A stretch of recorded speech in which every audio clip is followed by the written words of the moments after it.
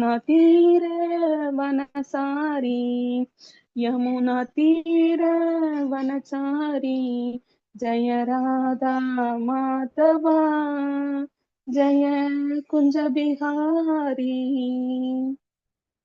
हरे कृष्ण कृष्ण कृष्ण हरे हरे, हरे राम राम राम हरे हरे। हरे कृष्ण कृष्ण कृष्ण हरे हरे, हरे राम राम राम हरे हरे। हरे कृष्ण कृष्ण कृष्ण हरे हरे, हरे राम राम राम हरे हरे।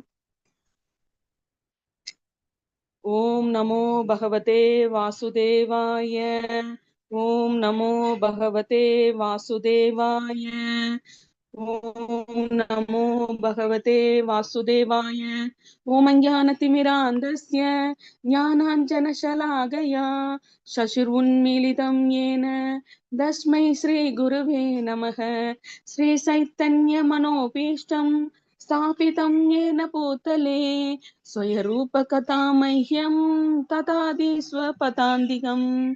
वन्देऽहं श्रीगुरु श्रीयुतपदकमलं, श्रीगुरुन् वैष्णवां च श्रीरूपं जाग्रजातं सहगण रघुनाथन्वितं तं सजीवं सात्वैतं सावधूतं परिजनसहितं कृष्णचैतन्यदेवं श्रीराधाकृष्णपादान् सहगण ललिता श्रीविशाखान्वितांस। हे कृष्ण करुणा सिन्धु दीनबन्धु जगत्पते, गोपेश गोपिका कान्ता राधा कान्ता नमस्तुते। तप्त काञ्चन गौरांगी राधे वृन्दावनेश्वरी, वृषभानुसुते देवी प्रणमामि हरे प्रिये। वाञ्छाकल्पतरूपस्य कृपा सिन्धुभ्य एव च पतितानां पावनेभ्यो वैष्णवेभ्यो नमो नमः। नमो ब्रह्मण्यदेवाय गो ब्राह्मणहिताय च जगद्हिताय कृष्णाय गोविन्दाय नमो नमः। नमो महावादान्त्याय कृष्णप्रेमे प्रदायते कृष्णाय कृष्ण चैतन्य नामिने गौरदिविषे नमः।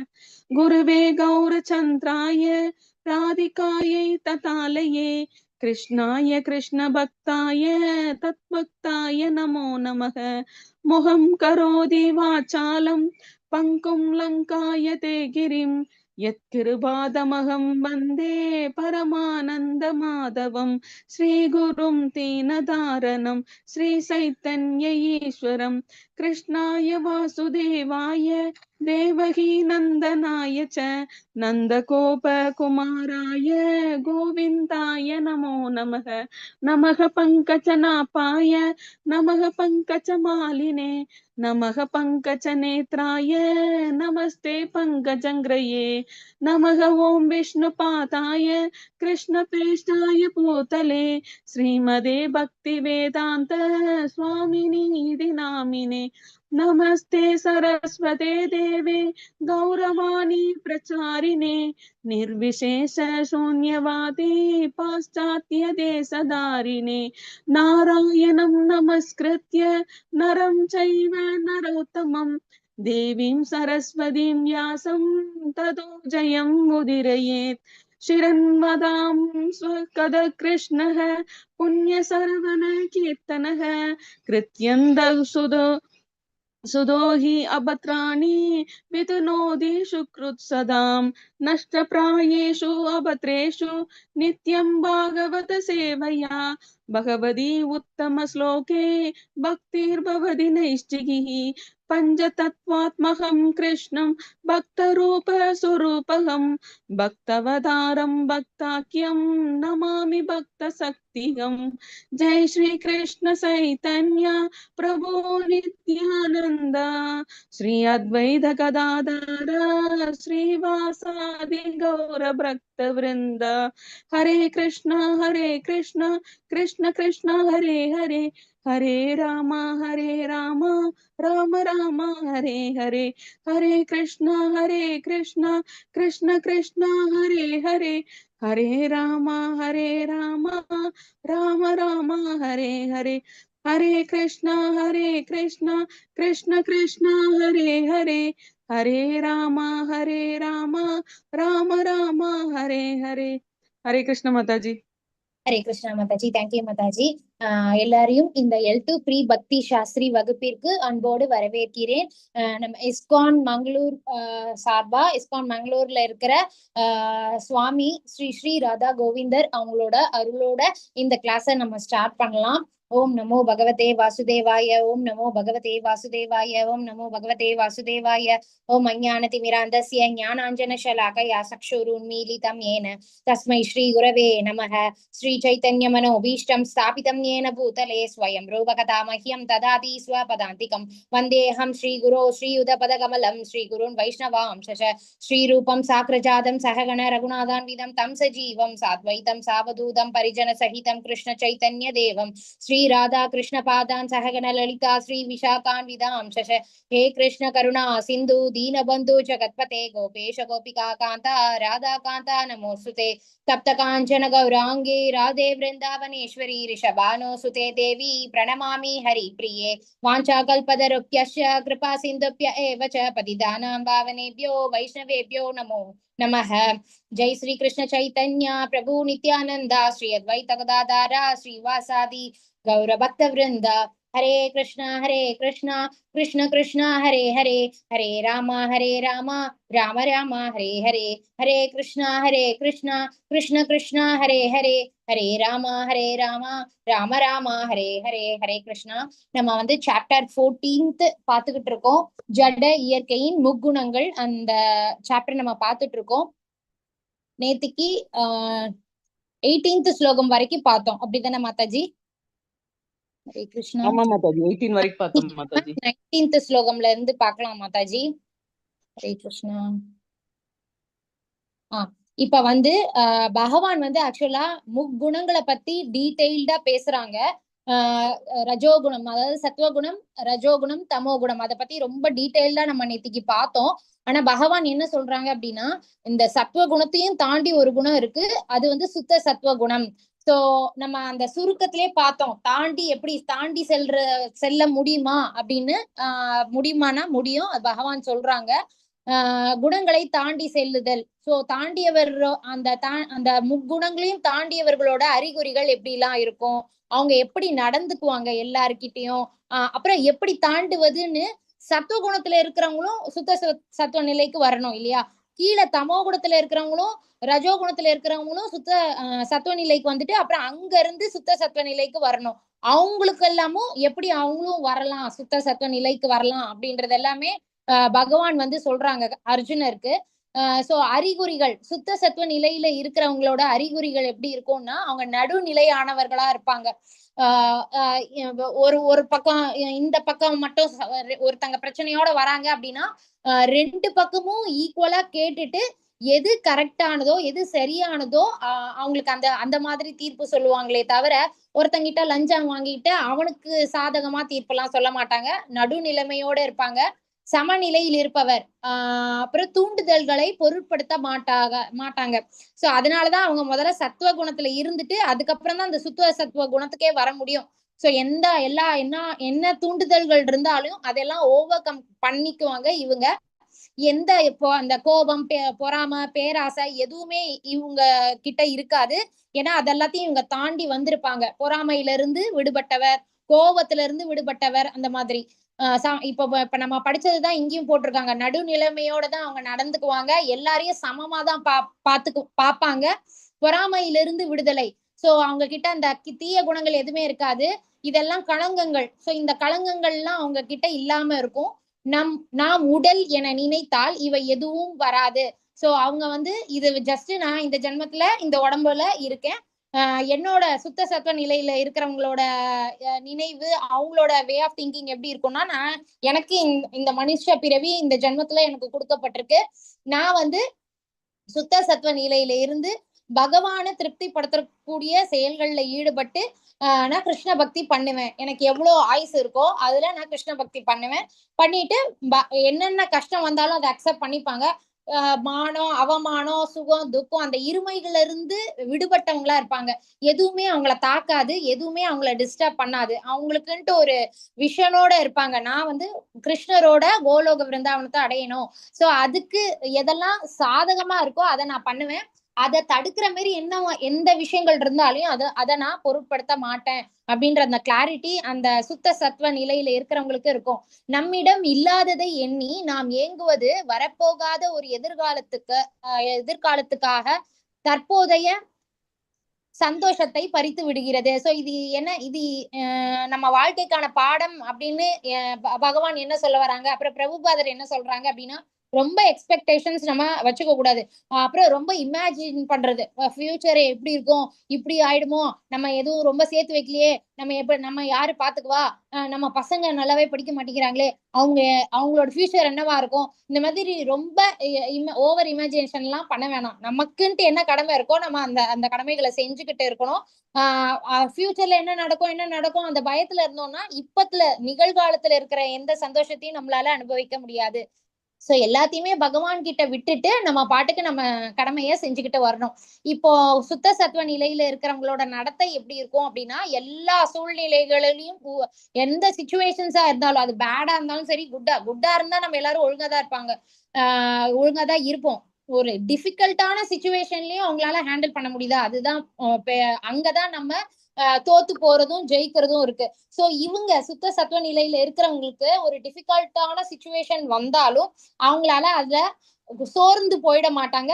உறுதியோட, திடமான உறுதியோட அப்பவும் கிருஷ்ண பக்தி நல்லா பண்ணுவாங்க. அவங்க புகழோ பழியோ, யாரு அவங்கள புகழ்ந்தாலும் சரி, யாரு அவங்கள பழிச்சு பேசினாலும் சரி, அதுக்கு ரொம்ப பாதிப்பு அடைய மாட்டாங்க. மானமோ அவமானமோ, நல்லா ஒருத்தங்க தூக்கி வச்சு பேசுறாங்கன்னாலும் சரி, இல்ல அவமானப்படுத்துறாங்கன்னாலும் சரி, அவங்க வந்து அத ரொம்ப ஆட மாட்டாங்க. என்னை ரொம்ப அப்ரிஷியேட் பண்ணிட்டாங்கன்னு ரொம்ப ஆடவும் மாட்டாங்க. என்னை ரொம்ப இப்படி கஷ்டப்படுத்திட்டாங்க அப்படின்னு சொல்லி சோர்ந்து போகவும் மாட்டாங்க. சோ இன்பம் துன்பம் எல்லாத்தையுமே சமமா தான் பாப்பாங்க. ரொம்ப ஒரு விஷயத்துக்கு மேல ரொம்ப பற்றோடவும் இருக்க மாட்டாங்க. அதே மாதிரி ரொம்ப வெறுத்தும் ஒதுக்க மாட்டாங்க எந்த ஒரு விஷயத்தையும். சோ இது எல்லாமே நம்மளும் கத்துக்கணும். சோ சுத்த சத்துவ நிலையில இப்படி எல்லாம் இருக்கு அப்படின்ற விஷயங்கள் இது எல்லாமே நம்மளும் கத்துக்கணும். அதுதான் பகவான் சொல்றது. சோ இது எல்லாமே பிரபுபாதர் அவர்கள் நமக்கு சொல்லி கொடுத்திருக்காங்க. நமக்கு ஆன்மீக குருவா இருக்கிறது அவங்கதான். ஏன்னா இந்த சுத்த சத்துவ நிலையில பிரபுபாதர் அவர்கள் இருந்து கிருஷ்ண பக்தி பண்ணி நிறைய கிருஷ்ண பக்தர்களை உருவாக்கி இருக்காங்க. சோ அவங்கள நம்ம ஆன்மீக குருவா, அவங்க கிட்ட இருக்கிற டிசைபிள்ஸ் இப்ப நிறைய பேரை வழி நடத்திட்டு இருக்காங்க. பிரபுபாதர் அவர்களோட புக்ஸ் படிக்கிறது மூலியமா இன்னுமே நம்ம அவரை வந்து நம்ம ஃபீல் பண்ண முடியும். நம்ம லைஃப நம்மளால திருத்தி சரியான பாதையில நம்மளால கொண்டு போக முடியும். சோ சுத்த சத்துவ நிலையில ஒருத்தர் அவங்க நடந்துகிட்டா மட்டும்தான் அவங்க மத்தவங்களுக்கு ப்ரீச் பண்ண முடியும் இல்லைங்களா? சோ பிரபுபாதர் அவர்கள் இந்த விஷயம் எல்லாமே பிரபுபாதர் அவர்கள் கிட்ட இருந்தது. எல்லோரும் இத ஃபர்ஸ்ட் ஆன்மீக குருவா இருந்தது யாருன்னா பகவான் கிருஷ்ணர். அவர் வந்து அர்ஜுனருக்கு சொல்றாங்க. அதுக்கப்புறம் வழி வழியா சீடர் பரம்பரை வழியா நம்ம பிரபுபாதர் அவர்கள் இப்ப நம்ம எல்லாருக்கும் வழிகாட்டியா நமக்கு வழிகாட்டிக்கிட்டே இருக்காங்க. எல்லோருடனும் சமமாக பழகுகிறார். சோ ஏற்றத்தாழ்வெல்லாம் பார்க்க மாட்டாங்க. மண்ணோ கல்லோ பொண்ணோ, இது நம்ம நேத்திக்கே பார்த்தோம். இவங்களுக்கு எந்த ஒரு டிஃபரன்ஸும் இருக்காது. ஒரு வைரம் இருந்துச்சு அப்படின்னாலுமே அது ஒரு மண்ணு அதோடதான் கம்பேர் பண்ணுவாங்க. அவங்கள பொறுத்த வரைக்கும் எது பொக்கிஷமான விஷயம்னா கிருஷ்ண பக்தி தான் பொக்கிஷமான விஷயமா இருக்கும். சோ இதுக்கு மேல எல்லாம் அவங்களுக்கு அட்ராக்ஷன், எந்த ஒரு அட்ராக்ஷனும் இருக்காது.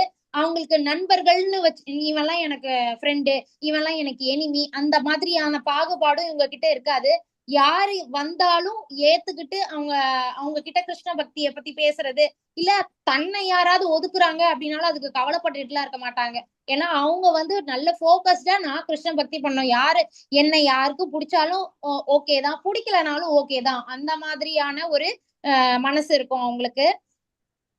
மனம் போன போக்கில் எப்போதும் நடப்பதில்லை. சோ அவங்க மனசு இழுக்கிற இதுக்கெல்லாம் அவங்க போக மாட்டாங்க. அவங்க மனசையே அவ்வளவு அழகா திருத்தி வச்சிருப்பாங்க. மனசு நல்ல திடமா இருக்கும். கிருஷ்ண பக்தி பண்ற மாதிரியான அந்த மனசை அவங்க நல்ல திடமா வச்சிருப்பாங்க. கிருஷ்ணரிடம் சரணடைந்து ஆன்மீக பயிற்சியில் உறுதியாக உள்ளார். சோ சுத்த சத்துவ நிலையில இருக்கிறவங்க ஃபுல் ஃபோக்கஸ் கிருஷ்ண பக்தி அந்த பயிற்சி பண்றதுலதான் அவங்க டைமையே ஸ்பெண்ட் பண்ணுவாங்க. சோ இந்த மாதிரி தான் நம்மளும் நடந்துக்கணும் அப்படின்னு பகவான் ஆசைப்படுறாங்க. பிரபுபாதர் அவர்களும் அவங்களோட லைஃப் அவங்க அப்படி நடந்துகிட்டு நீங்களும் இத மாதிரி நடங்க அப்படின்னு சொல்லி பிரபுபாதர் அவர்களும் சொல்லியிருக்காங்க. இப்ப 90th ஸ்லோகம்ல பார்த்தோம் அப்படின்னா, எல்லா செயல்களிலும் இயற்கையின் குணங்களை தவிர வேறு கர்த்தா யாரும் இல்லை. சோ ஒரு சிச்சுவேஷன்ல ஒருத்தன் வந்து பிஹேவ் பண்றான்னா அதுக்கு காரணம் இந்த 3 குணங்கள்ல எந்த குணம் அவனை ஆட்டி படைக்குதோ, எது மேலோங்கி இருக்குதோ அதுக்கு தக்கனதான் அவனோட செயல்கள் இருக்கும். இப்படின்ட்டு பகவானும் சொல்றாங்க என்பதையும் பரமபுருஷ பகவான் இந்த இயற்கை குணங்களுக்கு அப்பாற்பட்டவர். இது ஏற்கனவே நம்ம பார்த்தோம் இல்லையா? நம்ம எல்லாரும் தான், நம்ம மனுஷங்க எல்லாரும் தான் இந்த 3 குணங்களுக்கு உட்பட்டவர்கள். பகவான் வந்து இந்த குணங்களுக்கு அப்பாற்பட்டவர். ஏன்னா அந்த 3 குணங்களை படைச்சதே அவர் தான். அதனால அவர் இந்த 3 குணங்களுக்கு உட்பட்டெல்லாம் நடந்துக்க மாட்டாங்க. அவங்க அப்பாற்பட்டவங்க. அவங்கள நம்ம இந்த குணத்துல இருக்காங்க அப்படின்னா புடிச்செல்லாம் வைக்க முடியாது. ஏன்னா இந்த 3 குணங்களை கிரியேட் பண்ணது பகவான். நம்ம மனுஷங்க தான் இந்த 3 குணங்களால கட்டுப்படுத்தப்பட்டுட்டு இருக்கோம். இத நீ புரிஞ்சுக்கோ, இத நீ என்பதையும் அறிந்து முறையாக காண்பவன் எனது ஆன்மீக இயற்கையை அடைகின்றான். சோ யார் இந்த 3 குணங்களை பத்தி நல்ல இந்த சாப்டர் ஃபுல் அண்ட் ஃபுல் இந்த 3 குணங்களை பத்தி ரொம்ப டீடைல்டா பகவான் வந்து சொல்லியிருப்பாங்க.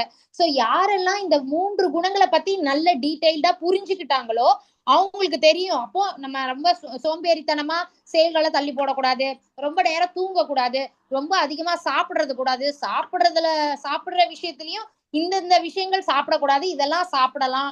சோ இது எல்லாமே பகவான் வந்து சொல்லி கொடுக்குறாங்க நமக்கு. நம்ம இந்த மாதிரி காரசாரமா நம்ம இருந்திருக்கலாம் இல்லையா? நம்ம எல்லாருமே கத்துக்கிட்டு தான் இருக்கோம். சோ காரசாரமா நம்ம சாப்பிடுறோம் அப்படின்னா அப்போ நம்ம அந்த இதையும் நம்ம மாத்திக்கணும். ரொம்ப ஜூசியா சைவ சாப்பாடா ரொம்ப காரசாரமா இல்லாம ரொம்ப புளிப்பு இல்லாம நம்ம வந்து நம்மளோட உணவுகள் இருக்கணும். ஏன்னா அதுக்கு தக்கன நம்ம குணங்களும் மாறுபடும் அப்படின்றது எல்லாமே நம்ம புரிஞ்சுக்கிறோம். சோ பகவான் என்ன சொல்றாங்க, நீ முதல்ல சத்துவ குணத்து அதாவது ரஜோ குணமோ தமோ குணத்திலயோ இருக்கிறவங்க முதல்ல சத்துவ குணத்துக்கு வரணும். சாத்வீகமான ஃபுட்டை தான் அவங்க எடுத்துக்கணும். அதுக்கப்புறம் அதுல நல்ல நிலை பெற்றுட்டு அதுக்கப்புறம் அதுல இருந்து சத்துவ நிலைக்கு உயர்வு பெறணும் அப்படின்ட்டு பகவான் வந்து சொல்றாங்க. சோ அவன் வந்து சுத்த சத்துவ நிலைக்கு வந்துட்டான்னா கண்டிப்பா அவன் என்கிட்ட வந்துருவான். ஏன்னா அந்த சுத்த சத்துவ நிலையில பார்த்தோம்னா எல்லாமே பகவான் கிருஷ்ணருக்கு பிடிக்கிற விஷயம் மட்டும்தான் அவங்க பண்ணுவாங்க. சுத்த சத்துவ நிலையில இருக்கிறவங்க பகவானுக்கு எது பிடிக்குதோ அதுதான் பண்ணுவாங்க. பகவானுக்கு எது பிடிக்கலையோ அது பண்ண மாட்டாங்க. முக்தி அளிக்கும் ஞானம் இப்ப பார்த்ததுதான் இங்க போட்டிருக்காங்க. உடல் வந்து முக்குணங்களால் வழங்கப்பட்டது. செயல் நம்ம செய்யற செயல் எல்லாமே முக்குணங்கள் தான் நம்மள ஆட்டி படைக்கும். இப்ப நம்ம ரொம்ப கோவப்படுறோம்னா அதுக்கு காரணம் நம்ம ரஜோகுணத்துல இருக்கிறோம். ரஜோகுணம் அதுக்கு அந்த சாப்பாடும் அந்த மாதிரி சாப்பாடு சாப்பிட்டோம் அப்படின்னா நமக்கு ரஜோகுணம் மாதிரிதான் அந்த இது வந்துரும். நமக்கு செயல்கள்லயும் தெரியும் அது. சோ நம்ம செயல்கள் எல்லாமே முக்குணங்களை பேஸ் பண்ணிதான் இருக்கு. சோ முக்குணங்களை பேஸ் பண்ணி நம்ம செயல்கள் செஞ்சுக்கிட்டே வரோம். ஒரு மனுஷன் இறந்து போறான். இப்ப அதுவும் நேத்திக்கு பார்த்தோம். சத்துவ குணத்துல ஒருத்தன் மரணம் அடைகிறான் அப்படின்னா அவனோட நெக்ஸ்ட் பிறவி அவன் வந்து உயர் உலகங்களுக்கு போவான். சொர்க்கலோகமோ இல்ல நிறைய தவசீலர்கள் இருக்கிற அந்த உலகத்துக்கு போய் நல்லா கத்துக்கிட்டு அடுத்த ஜென்மத்துல அவன் நல்ல ஆன்மீக குடும்பமே என்டையர் ஃபேமிலியே பாத்தீங்கன்னா எல்லாருமே சாமி கும்பிடுறவங்க ஃபேமிலியில அவங்க பிறவி எடுப்பாங்க. சின்ன வயசுல இருந்தே பாத்தீங்கன்னா பக்தி இருக்கும் அந்த மாதிரி. ஏன்னா அவங்க நிறைய புண்ணிய செயல்கள் செஞ்சிருப்பாங்க சத்துவ குணத்துல இருக்கிறவங்க. அதே ரஜோ குணத்துல இருக்கிறவங்க மறுபடியும் இந்த பூலோகத்துல பிறவி எடுப்பாங்க. ஆனா மனுஷ பிறவி கிடைக்குமா அப்படின்றது அவங்க என்ன மாதிரியான செயல்கள் செஞ்சிருக்காங்க. அவங்க நல்ல நல்ல செயல்கள் செஞ்சிருக்காங்க அப்படின்னா மறுபடியும் மனுஷ பிறவி கிடைக்கும். இல்ல நிறைய செய்யக்கூடாத செயல்கள் நிறைய நான்வெஜ் அதெல்லாம் சாப்பிட்டுருந்தாங்கன்னா அவங்களுக்கு ஒரு மிருக பிறவி அவங்களுக்கு கிடைக்கும். தமோ குணத்துல இருக்கிறவங்க பத்தியும் நம்ம நேத்திக்கு பார்த்தோம் இல்லையா? மது அந்த 4 ரெகுலேட்டிவ் பிரின்சிபல்ஸையும் ஃபாலோ பண்ணாதவங்க, அந்த 4 தப்பையும் பண்றவங்க தான் தமோ குணத்துல உள்ளவங்க. சாப்பாடும் வந்து அழுகி போனது கெட்டு போனது யாருமே சாப்பிட மாட்டாங்க. எச்சில் பட்ட உணவுகள் இதெல்லாமே சாப்பிடுவாங்க தமோ குணத்துல இருக்கிறவங்க. இந்த மது விக்கிற இடம் அப்புறம் ட்ரக்ஸ் அதெல்லாம் விக்கிற இடத்துலதான் வேலையும் செய்வாங்க. பகல பார்த்ததே கிடையாது, நைட்டு தான் அவங்களோட வேலைகள்லாம் செய்வாங்க. சோ அப்படிப்பட்டவங்க மரணம் ஆகுற வரைக்கும் இதே மாதிரி தமோ குண செயல்கள்ல ஈடுபட்டு வந்தாங்க அப்படின்னா அவங்க மரணிச்சுட்டு அப்புறம் கீழ் பிறவிதான் அவங்களுக்கு கிடைக்கும். மனுஷ பிறவி கண்டிப்பா கிடைக்காது. ரொம்ப கீழான பிறவிதான் அந்த தமோ குணத்துல இருக்கிறவங்களுக்கு கிடைக்கும். சோ இதெல்லாமே நேத்திக்கு நம்ம பார்த்தோம். ஆத்மா இவைகளிலிருந்து தனித்து நிற்பவன், அது நம்ம போன சாப்டர்ல பார்த்தோம் இல்லைங்களா? அதே மாதிரி பரமபுருஷர் இந்த இயற்கை குணங்களுக்கு அப்பாற்பட்டவர். அதுவும் நம்ம ஒரு சாப்டர்லயுமே நம்ம பார்த்துட்டு வரோம். சோ நம்ம யார் ஒருத்தர் இந்த 3 குணங்கள்ல இருந்து விடுபடுறாங்களோ அவங்க கண்டிப்பா சுத்த சத்துவ நிலைக்கு வர முடியும். அந்த சுத்த சத்துவ நிலையில கிருஷ்ண பக்தி பண்ணிட்டே இருந்தாங்கன்னா கண்டிப்பா அவங்க இந்த பௌதிக வேர்ல்டுக்கு திரும்ப வரமாட்டாங்க. சோ விடுதலை அடைஞ்சிருவாங்க. இந்த மெட்டீரியல் வேர்ல்டுக்கு அவங்க வரமாட்டாங்க. இப்ப அடுத்த ஸ்லோகத்துல பகவான் என்ன சொல்றாங்கன்னா, உடலை உடையவன் ஜட உடலுடன் தொடர்புடைய இந்த 3 குணங்களிலிருந்து உயர்வு பெற முயலும் போது, சோ இதுதான் பகவான். அதாவது நம்ம எல்லாருமே உடல் பெற்றிருக்கோம். நம்ம எல்லாமே மனுஷ பிறவியில இருக்கோம். ஜட உடல் இருக்கு. ஜட உடல் நம்ம இந்த ஜட பூமியில இருக்கோம். இந்த 3 குணங்கள்ல இருந்து உயர்வு பெறணும். அதாவது உயர்வு பெறணும்னா இந்த சுத்த சத்துவ நிலை வசுதேவ தளம் நேத்திக்கு பார்த்தோம் இல்லையா? அந்த தளத்துக்கு வந்துட்டாங்க அப்படின்னா அவங்க இந்த பௌதிக வேர்ல்டுக்கு திரும்ப வரமாட்டாங்க. பிறப்பு இறப்பு சுழற்சியில வரமாட்டாங்க. அவங்க அப்படியே மேல் உலகத்துக்கு போய் பகவானோட உலகத்துக்கு வந்துருவாங்க. பிறப்பு இறப்பு முதுமை மற்றும் இவற்றின் துன்பங்களிலிருந்து விடுதலை பெற்று இந்த வாழ்விலேயே அமிர்தத்தை சுவைக்க முடியும். இப்போ இப்பவே அவங்களால யாரெல்லாம் இப்பவே சுத்த சத்துவ நிலையில இருக்காங்களோ, அதாவது பிரபுபாதர், நம்ம சுத்த சத்துவ நிலைனாலே பிரபுபாதரை நம்ம இமேஜின் பண்ணிக்கலாம். அவர் சுத்த சத்துவ நிலையில தான் இருந்தாங்க. அவங்க செய்யக்கூடிய செயல்கள் எல்லாத்தையுமே பகவானுக்கு ஆஃபர் பண்ணிட்டாங்க. அவங்க சாப்பிடுற சாப்பாடு பகவானுக்கு ஆஃபர் பண்ணி அதை தான் சாப்பிடுவாங்க. டெய்லியும் நாம ஜபம் பண்றது, பகவத்கீதை பாகவதம் அதை வாசிக்கிறது, அதுக்கப்புறம் அதுக்கு டிரான்ஸ்லேஷன் எழுதுறது, இது ஃபுல் அண்ட் ஃபுல் கிருஷ்ணா கான்சியஸ்ல தான் பிரபுபாதர் அவர்கள் இருப்பாங்க. அவங்க நமக்கும் சொல்றாங்க, நான் என்னாலே இருக்க முடியும்னா உங்களாலையும் இருக்க முடியும். எல்லா மனுஷங்களும் இத மாதிரி கடைபிடிக்கணும். அப்பதான் மீண்டும் இந்த பௌதிக உலகத்துக்கு நம்ம வராம இருப்போம். நம்ம சுத்த சத்துவ அது சுத்த சத்துவ நிலை பிரபுபாதர் இருந்தது. சோ உங்களாலேயும் இருக்க முடியும்னு நிறைய பேர் இப்ப அந்த சுத்த சத்துவ நிலையில இருந்துட்டுதான் இருக்காங்க. இருந்துட்டு கிருஷ்ண பக்தி பண்ணிட்டு இருக்காங்க. அவங்க எல்லாம் ஆக்சுவலா என்னன்னா இப்பவே இந்த ஜென்மத்திலேயே அவங்க அமிர்தத்தை சுவைச்சுக்கிட்டு இருக்காங்க அப்படின்றது பகவானுமே சொல்லியிருக்காங்க இந்த ஸ்லோகத்துல. பிரபுபாதர் அப்படி நடந்து காமிச்சாங்க, அது உண்மைதான் அப்படின்னு. கிருஷ்ண உணர்வில் பக்தி தொண்டு செய்வதால் பக்தர் இந்த ஜட உடலினுள் இருந்தாலும் ஆன்மீக ஞானத்தில் முன்னேறுவதால், சோ நம்ம இப்போ இந்த ஜட உடலோட இருக்கோம். இப்ப நம்ம பகவத்கீதை கிளாஸஸ் எல்லாம் அட்டென்ட் பண்ணிட்டு இருக்கோம். சோ என்னதான் இந்த ஜட உடல் ஜட உலகத்துல இருந்தாலும் நம்மளால ஆன்மீக பயிற்சி பண்ண முடியும். நம்மளோட ஸ்பிரிச்சுவல் குரோத்தும் பாத்தீங்கன்னா நல்ல முன்னேறிக்கிட்டு வரும். ஜட இயற்கையின் ஆதிக்கத்திலிருந்து விடுபட முடியும். சோ இந்த விஷயம் நான் நிறைய கிளாஸஸ்ல சொல்லியிருக்கேன். நம்ம ஐம்புலன்களையும் கிருஷ்ணர் சேவையில நம்ம ஈடுபடுத்திட்டோம்னா கண்டிப்பா நம்ம தப்பிச்சிடலாம். இந்த முக்குணங்கள்ல இருந்தும் தப்பிச்சிடலாம். அப்புறம் தேவையில்லாத நிறைய தவறுகள் செய்யாம நம்ம தப்பிச்சிடலாம். அதேதான் இங்க பிரபுபாதர் அவர்களும் சொல்லியிருக்காங்க. இப்ப அடுத்த ஸ்லோகம்ல அர்ஜுனன் கிருஷ்ணர் கிட்ட கேக்குறான், இந்த மாதிரி பகவானே இந்த 3 குணங்களை கடந்தவங்களை நான் எப்படி ஐடென்டிஃபை பண்றது, அதுக்கு ஏதாவது அவங்கள வச்சு நான் எப்படி புரிஞ்சுக்கிறது, அவங்க முக்குணங்களையும் கடந்தவங்க நான் எப்படி புரிஞ்சுக்கிறது அப்படின்ட்டு இந்த ஸ்லோகம்ல அர்ஜுனர் கேட்கிறாரு. எம்பெருமானே இந்த 3 குணங்களை கடந்தவனை அறிவதற்கான அறிகுறிகள் யாவை? இப்ப நான் நேத்திக்கே சொன்னேன் இல்லையா, இப்ப நமக்கு ஃபீவர் இருக்குன்னா நம்ம டெம்பரேச்சர் மெஷர் பண்ணா 100 டிகிரி தாண்டி காமிச்சதுனாலே நமக்கு ஃபீவர் இருக்குன்னு அர்த்தம். சோ அது ஒரு அறிகுறி நமக்கு உடம்பு சரியில்லைன்னு. அந்த மாதிரி அர்ஜுனர் கேக்குறாரு, முக்குணங்களையும் ஒருத்தன் கடந்து இருக்கான் அப்படின்னா அவனோட அறிகுறிகள் என்ன அப்படின்ட்டு கேக்குறாரு அர்ஜுனர். அவனது நடத்தைகள், அவன் எப்படி நடந்துக்குவான் மத்தவங்க கிட்ட எல்லாம் அப்படின்ட்டு கேக்குறாரு. இந்த ஒரு ஸ்லோகத்துல 3 கேள்விகள் கேக்குறாரு அவரு. இயற்கை குணங்களிலிருந்து அவன் உயர்வு பெறுவது எவ்வாறு? ஓகே, அவன் முக்குணங்களையும் கடந்துட்டான், அப்புறம் அவன் எப்படி நடந்துக்கிறான் எல்லார்கிட்டயும், அவனால எப்படி அவன் உயர்வு பெறுகிறான் அப்படின்ட்டு இந்த 3 கேள்விகள் கேட்கிறாரு அர்ஜுனர். இதுக்கு அந்த கேள்விகளை தான் இப்ப இங்க போட்டிருக்காங்க. இப்ப பகவானோட ஆன்சர் பாருங்க. புருஷோத்தமரான முழுமுதற் கடவுள் கூறினார், பாண்டுவின் மைந்தனே பிரகாசம். சோ யாரெல்லாம் அந்த 3 குணங்களை கடந்தவங்க அவங்க எப்படி இருப்பாங்க அப்படின்றதான் இப்ப சொல்றாங்க. அவங்க பாக்குறதுக்கு ரொம்ப தேஜஸோட இருப்பாங்க. இப்ப ஜெனரலாவே பாத்தீங்கன்னா நல்ல பூஜை பண்ணிக்கிட்டு இருக்கிறவங்க, நல்ல அந்த பகவத்கீதை ஸ்லோகங்கள், பாகவதம் ஸ்லோகங்கள், வேதங்கள் கற்று கற்று அதை பிராக்டிஸ் பண்றவங்க அவங்க எல்லார்கிட்டயும் பாத்தீங்கன்னா ஒரு விதமான தேஜஸ் இருக்கும் அவங்க கிட்ட. சோ அதேதான் பகவானும் இங்க சொல்றாங்க. முக்குணங்களை கடந்தவங்களுக்கும் அந்த பிரகாசம் இருக்கும். அப்புறம் அவங்க வந்து அந்த பற்றுதல்ல இருக்க மாட்டாங்க. எதுக்கு மேலயுமே பற்றுதல் இருக்காது. எதுக்கு மேலயும் மயக்கம். ஏன்னா அந்த மயக்கம், பற்றுதல், மயக்கம், இதுக்கெல்லாம் நிறைய எக்ஸாம்பிள்ஸ் நிறைய சொல்லலாம். ஒரு விஷயம்தான் அப்படின்னு இல்ல. இப்போ ஒரு ஹஸ்பண்டுக்கு ஒய்ஃப் மேல ரொம்ப பற்றோட இருக்கிறது, இல்ல ஒய்ஃப் வந்து ஹஸ்பண்டோட பற்றோட இருக்கிறது, ஒரு ஆணு பெண்ணு, இந்த மாதிரி நிறைய விஷயம். அது வந்து நான் லிவிங் திங்ஸா கூட இருக்கலாம். ஒரு போன் மேல அடிக்ஷனு, இல்ல ஒரு காரு, ஒரு பங்களா, மண்ணாசை, பொன்னாசை, பெண்ணாசை, இந்த மாதிரி இருக்கு இல்லைங்களா? அந்த மாதிரி மயக்கம், புகழ்ச்சி, நான் ஒரு பெரிய, எனக்கு பெரிய பேர் புகழோட நான் இருக்கேன் அப்படின்ட்டு அந்த ஒரு மயக்கம், எனக்கு இது வேணும், இந்த புகழ்ச்சி எனக்கு வேணும், எனக்கு பணம் வேணும், அது எல்லாமே ஒரு விதமான மயக்கம். சோ இது எதுவுமே அவங்க கிட்ட இருக்காது. ஆகியவை தோன்றி இருக்கும். அவங்கள தேடி வந்தாலும் அத வந்து இப்படி அத தூரத்துலதான் வச்சு இருப்பாங்க. அது அந்த பற்றுதலோ மயக்கமோ தங்களை ஆட்டி படைக்கிறதுக்கு அவங்க விட மாட்டாங்க. தோன்றி இருக்கும்போது அவற்றை வெறுக்காதவனும், அவை மறைந்திருக்கும் போது அவற்றிற்காக ஏக்கம் அடையாதவனும். எல்லாமே தேடி வருது, அப்போ இன்னும் வேணும் வேணும்னு அந்த இது இருக்காது. அதே சமயத்துல அது போகுதுனாலும் அச்சோ எனக்கு போச்சே அந்த மாதிரியும் இருக்காது அவங்களுக்கு.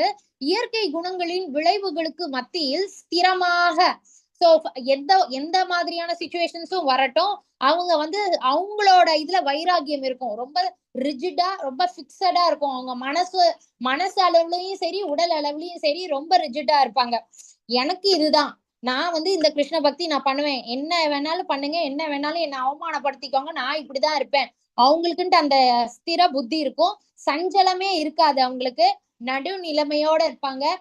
அப்பாற்பட்டு இருப்பவன். எல்லா பற்றுதல், எல்லா அந்த அட்ராக்ஷன், எல்லாத்துல இருந்தும் அப்பாற்பட்டு இருப்பாங்க. குணங்களே செயல்படுகின்றன என்பதையும் அறிபவன். இப்ப அவங்க அந்த 3 குணங்களை கடந்தவங்க ஒரு பர்சன் இருக்காங்கன்னா, ஆப்போசிட்ல ஏதோ ஒருத்தன் அவன் வந்து ரொம்ப கத்தி கூச்சல் போட்டு சண்டை போடுறான் அப்படின்னா, இவங்களும் பதிலுக்கு சண்டை போட மாட்டாங்க.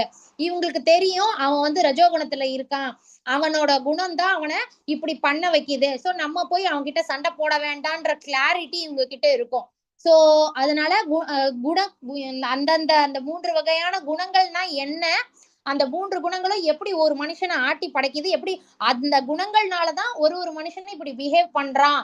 சோ இவ யாராவது ஒருத்தர் அந்த 3 குணங்களை கடந்தவர் முன்னாடி சண்டை போட்டாலும் சரி, இல்ல வேற ஏதாவது இந்த போதை பழக்கம் வச்சுக்கிட்டு இவர் முன்னாடி வந்தாலும் சரி, இவர் அதனால எந்த பாதிப்பும் அடைய மாட்டாரு. இவருக்கு தெரியும், ஓ இவங்க இந்த குணத்துல இருக்காங்க, இவங்க இப்படிதான் இருப்பாங்க அப்படின்ட்டு அவங்க தெரிஞ்சுக்கிட்டு தூரமாவே இருப்பாங்க அவங்க கிட்ட இருந்து.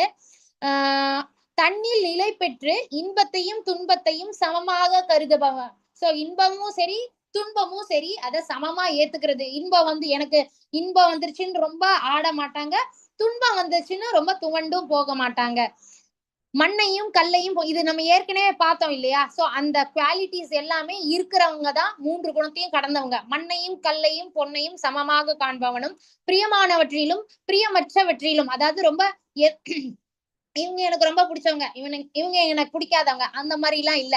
சமநிலை உடையவனாம், திடமானவனும், புகழ்ச்சி, இகழ்ச்சி, மானம், அவமானம் ஆகியவற்றில் சமமாக நிலை பெற்றவனும். சோ இவங்க இப்ப நம்ம ஆப்போசிட்ல வரவங்க அவங்க பேச்ச வச்சே நம்ம கண்டுபிடிச்சிடலாம். அவங்களுக்கு அவங்க வந்து எல்லாரும் ஈக்குவலா ட்ரீட் பண்றாங்களா, அவங்களுக்கு யார் மேல விருப்பு வெறுப்பு அந்த அந்த இதெல்லாம் இருக்கா அப்படின்றது எல்லாமே தெரியும் இல்லையா?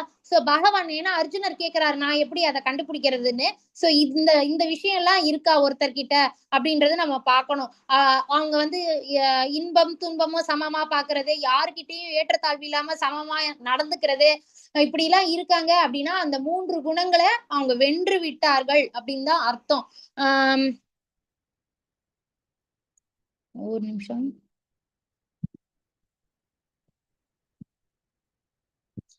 பெற்ற சமமா மானம் அவமானம் ஆகியவற்றில் சமமாக நிலை பெற்றவனும், நண்பனையும் எதிரியையும் சமமாக நடத்துபவனும், எல்லா பலநோக்கு செயல்களையும் துறந்தவன். சோ ஒரு விஷயம் செய்யறாங்க, இந்த 3 குணங்களை கடந்தவங்க வந்து எப்படி இருப்பாங்கன்னா, அவங்க செயல்கள் செஞ்சாலும் அதுக்கு பலன் வருதுன்னா அந்த பலனுக்காக அவங்க எந்த செயல்களும் செய்ய மாட்டாங்க. அந்த பலன்களையும் விட்டுருவாங்க. பகவானுக்கே அர்ப்பணிச்சிடுவாங்க. சோ இவங்க எல்லாருமே 3 குணங்களையும் கடந்தவர்கள். பலநோக்கு செயல்களையும் துறந்தவனுமான மனிதன் இயற்கை இயற்கை குணங்களை கடந்தவனாக கருதப்படுகிறான். சோ பகவான் வந்து சொல்றாங்க, அர்ஜுனர் கேட்ட அந்த ஃபர்ஸ்ட் கேள்விக்கு பகவான் வந்து ஆன்சர் சொல்லிட்டாங்க. சோ யாரு இந்த 3 குணங்களை கடந்தவங்கன்னா இந்த இந்த விஷயம் எல்லாம் இருக்கா ஒருத்தர்கிட்ட அப்படின்னு நம்ம பார்க்கணும். இருக்கு அப்படின்னா அவங்க கண்டிப்பா அந்த 3 குணங்களை தாண்டி வந்துட்டாங்க அப்படின்னு அர்த்தம். ஏன்னா அந்த ரஜோகுணம் வந்து நம்ம கோவப்பட தூண்டுது. இப்ப அது வந்து அந்த நேத்திக்கே நம்ம பார்த்தோம். அது நம்ம இருக்கக்கூடிய சூழ்நிலையா இருக்கலாம், கூட இருக்கிற மக்களா இருக்கலாம். அவங்க நம்மள கோவப்படுத்துற மாதிரி பேசினாலும் நம்ம வந்து கோவப்பற்ற கூடாது. கோவப்பட்டுட்டோம் அப்படின்னா ரஜோகுணம் வந்துருச்சு அப்படின்னு அர்த்தம். அந்த குணத்தை தாண்டணும். நம்ம சைலண்டா இருக்கணும். சைலண்டா இருக்கிறது தான் அந்த சத்துவ நிலை. அதுவே சுத்த சத்துவ நிலைனா சைலண்டா போயிட்டு ஜபம் பண்றது, பகவானை நினைக்கிறது, பகவத்கீதை புக்கு படிக்கிறது, அந்த மாதிரி எல்லாம் இருந்தோம் அப்படின்னா அப்ப நம்ம சுத்த சத்துவ நிலைக்கு வந்துட்டோம் அப்படின்னு அர்த்தம். சோ இந்த சுத்த சத்துவ நிலையில இருக்கிறவங்களுக்கு பொறாமை இருக்காது, கோபம் இருக்காது, ஏக்கம் இருக்காது, யாரையும் வெறுக்க மாட்டாங்க. இது எல்லாமே உண்டு. ஓகேங்களா? அவங்களுக்கு தனியா ஒரு தேஜஸோட இருப்பாங்க. பற்றுதல் எதுக்கு மேலயும் இருக்காது, எந்த மயக்கமும் இருக்காது. சோ இத இப்ப நம்ம பகவான் சொன்னதைதான் இங்க போட்டிருக்காங்க. இயற்கை குணங்களின் விளைவுகளுக்கு மத்தியில் ஸ்திரமாக, இப்ப இயற்கை குணங்கள் அந்த 3 குணங்கள் வந்து அவங்கள அட்டாக் பண்ணாலும் அவங்க வந்து அந்த வைராகியத்தோட இருப்பாங்க. நான் இப்படிதான் இருப்பேன், சுத்த சத்துவ நிலையில தான் நான் இருப்பேன், நான் எக்காரணத்தை கொண்டு கீழே விழுந்துட மாட்டேன். அந்த மாதிரி எந்த சஞ்சலமும் இருக்காது, நடு நிலைமையோடு இருப்பாங்க. அப்பாற்பட்டு இருப்பவன், குணங்களே செயல்படுகின்றன என்பதை அறிபவன். இதுக்குதான் நான் சொன்னேன், இப்ப ஆப்போசிட்ல வரவங்க சண்டை அப்படியே சண்டை கத்துன்னு கத்துறாங்க. இந்த 3 குணங்களை கடந்தவங்களதான் இது பண்ணி பேசுறாங்கன்னு வைங்க, இவர் ஆனாலும் குவாய்ட்டா இருப்பாரு. அது ரொம்ப ரொம்ப பெரிய விஷயம் இல்லையா? நம்மள ஒருத்தர் வந்து நம்ம எந்த தப்பும் பண்ணல, நம்மள திட்டிக்கிட்டே இருந்தாங்கன்னா நமக்கு கோவம் வரதானே செய்வோம். கொஞ்சம் பொறுத்துக்கிட்டே இருப்போம், அப்புறம் நம்ம கோவப்படுவோம் இல்லையா? ஆனா அதே சுத்த சத்துவ நிலையில இருக்கிறவங்க, ஆப்போசிட்ல இருக்கிறவங்க என்ன காரி துப்புனாலும் அவங்க பாட்டுக்கு இருப்பாங்க. சோ அதுதான் அது சுத்த சத்துவ நிலையில அவங்க பகவானை நினைச்சிட்டு இருப்பாங்க. ஆப்போசிட்ல இருக்கிறவன் ரஜோகுணத்துல அவன் கத்திக்கிட்டு இருக்கான் அப்படின்ட்டு அவங்க விட்டுருவாங்க. எல்லா சூழ்நிலைகளிலும் சமநிலை உடையவன். சோ இந்த தராசு எதுக்கு போட்டிருக்காங்கன்னா எல்லாத்தையும் சமமா அவங்க பாத்துப்பாங்க, ஏத்துப்பாங்க. ரொம்ப புகழ்ச்சி, என்ன புகழ்றாங்க அப்படின்னு சொல்லி ரொம்ப எக்ஸைட்டும் ஆக மாட்டாங்க, ரொம்ப இகழ்றாங்க அப்படின்ட்டு ரொம்ப தூவண்டு போயிட மாட்டாங்க. இத பத்திதான் நிறைய பாத்துட்டோம் நம்ம. இப்ப அடுத்த ஸ்லோகம்ல பகவான் என்ன சொல்றாங்கன்னா, எந்த சூழ்நிலையிலும் தவறாமல் எனது பூரண பக்தி தொண்டில் ஈடுபடுபவன். சோ எந்த சிச்சுவேஷன், இப்ப நம்ம நல்லா இருக்கோம், நல்ல சிச்சுவேஷனா நம்ம நல்ல பகவானை கும்பிடுறது வைக்கிறது எல்லாமே நம்ம நல்லா பண்ணுவோம். அந்த ஆப்போசிட் சிச்சுவேஷன் தான் முக்கியம். சோ நமக்கு ஒரு டிஃபிகல்ட்டான சிச்சுவேஷன் வர்றப்பமும் நம்ம நல்ல பகவான், ஓகே இது எனக்கு இந்த சேலஞ்ச பகவான் எனக்கு கொடுத்திருக்காங்க, நான் இதை தாண்டி வரணும் அப்படின்ற ஒரு அக்செப்டன்ஸ். முதல்ல கஷ்டம் வந்தாலும் அந்த முதல்ல அக்செப்ட் பண்ணிட்டு அப்பவும் நீ என்ன என்ன நினைச்சுக்கிட்டு இரு அப்படின்றதுதான் பகவான் சொல்றது. எந்த சூழ்நிலையிலும் தவறாமல் எனது பூரண பக்தி தொண்டில் ஈடுபடுபவன். பக்தி தொண்டுன்றது ஃபுல் அண்ட் ஃபுல் என்டையர் டேவும் கிருஷ்ணா கான்சியஸ். அதுக்குன்னு சும்மா உட்கார்ந்துட்டு இருக்கிறது இல்ல. அன்றாடம் என்னென்ன ரொட்டீன் வேலைகள் நம்ம செய்வோமோ அது எல்லாமே செஞ்சுக்கிட்டு கிருஷ்ண பக்தியும் பண்றது, ஜபம் பண்றதுன்னா ஜபம் பண்றது, அதுக்கப்புறம் பகவானுக்கு ஃபுட் ஆஃபர் பண்ணி நம்ம பகவானோட நினைவுல அந்த ஹரே கிருஷ்ணா மகாமந்திரம் சொல்லிட்டே சமைச்சிட்டு பகவானுக்கு ஆஃபர் பண்ணிட்டு அதுக்கப்புறம் நம்ம எடுத்துக்கிறது. பகவானுக்கு எது பிடிக்குதோ அதை மட்டும் செய்யறது, பகவானுக்கு எது பிடிக்காததோ அது செய்யாமல் இருக்கிறது. சோ இது நமக்கு என்ன கஷ்டமான சூழ்நிலை வந்தாலும் இந்த பக்தி தொண்டை நம்ம விட்டுறக்கூடாது. யாரெல்லாம் அப்படி பக்தி தொண்டுல ஈடுபட்டு இருக்காங்களோ இந்த ஜட உலகத்துல இருக்க இந்த முக்குணங்களை கண்டிப்பா அவங்களால கடந்து வர முடியும். கடந்து வந்து சுத்த சத்துவ நிலையில பக்தி, ஏன்னா ஆல்ரெடி பக்தி பண்ணிக்கிட்டே தானே இருக்கான், பக்தி பண்ணி என்ன வந்து அடைஞ்சிருவான் அப்படின்ட்டு பகவான் சொல்றாங்க. தெய்வீக நிலையை அடைவதற்கான வழி கிருஷ்ணரின் பக்தி தொண்டில் மட்டும் ஈடுபடுதல், எந்த சூழ்நிலையிலும் தவறாமல். சோ இது வந்து பிரபுபாதர் அவர்கள், இங்க பாத்தீங்கன்னா பிரபுபாதர் அவர்களோட இறுதி நாட்கள்ல அப்பவும் பாத்தீங்கன்னா அவர் வந்து டிரான்ஸ்லேஷன் அந்த விஷயங்கள் எல்லாமே சொல்லிக்கிட்டு இருக்காங்க. சோ அவர் வந்து சுத்த சத்துவ நிலையில இருந்து கிருஷ்ண பக்தி பண்ணிட்டு இருந்தவங்க. சோ அதுதான் அவர் வந்து அவரோட லைஃப வச்சே நமக்கு வந்து ஒரு பெரிய உதாரணமா, பெரிய ரோல் மாடலா அவர் திகழ்ந்திருக்காரு. எப்படி நம்ம சுத்த சத்துவ நிலையில இருக்கிறது சாத்தியமானா, ஆமா சாத்தியம்தான். அதுதான் தெய்வீக நிலையை அடையறதுக்கான வழியும் கூட. நம்ம கிருஷ்ண பக்தி தொண்டுல கண்டிப்பா ஈடுபட்டுக்கிட்டே இருக்கணும். நம்ம வேற எந்த சிந்தனையும் வேண்டாம். நம்ம கொஞ்சம் இது வந்து ஃபர்ஸ்ட் ஏதோ கஷ்டமா இருக்கிற மாதிரி தெரியும். ஆனா ஒன்ஸ் வந்துட்டு அப்புறம் அது நமக்கு ஈஸியாவே இருக்கும். அதுக்கப்புறம் மத்த விஷயங்கள்ல நமக்கு வந்து ரொம்ப நாட்டம் வந்து அது குறையிறதையும் நம்ம நம்ம வந்து பார்க்கலாம்.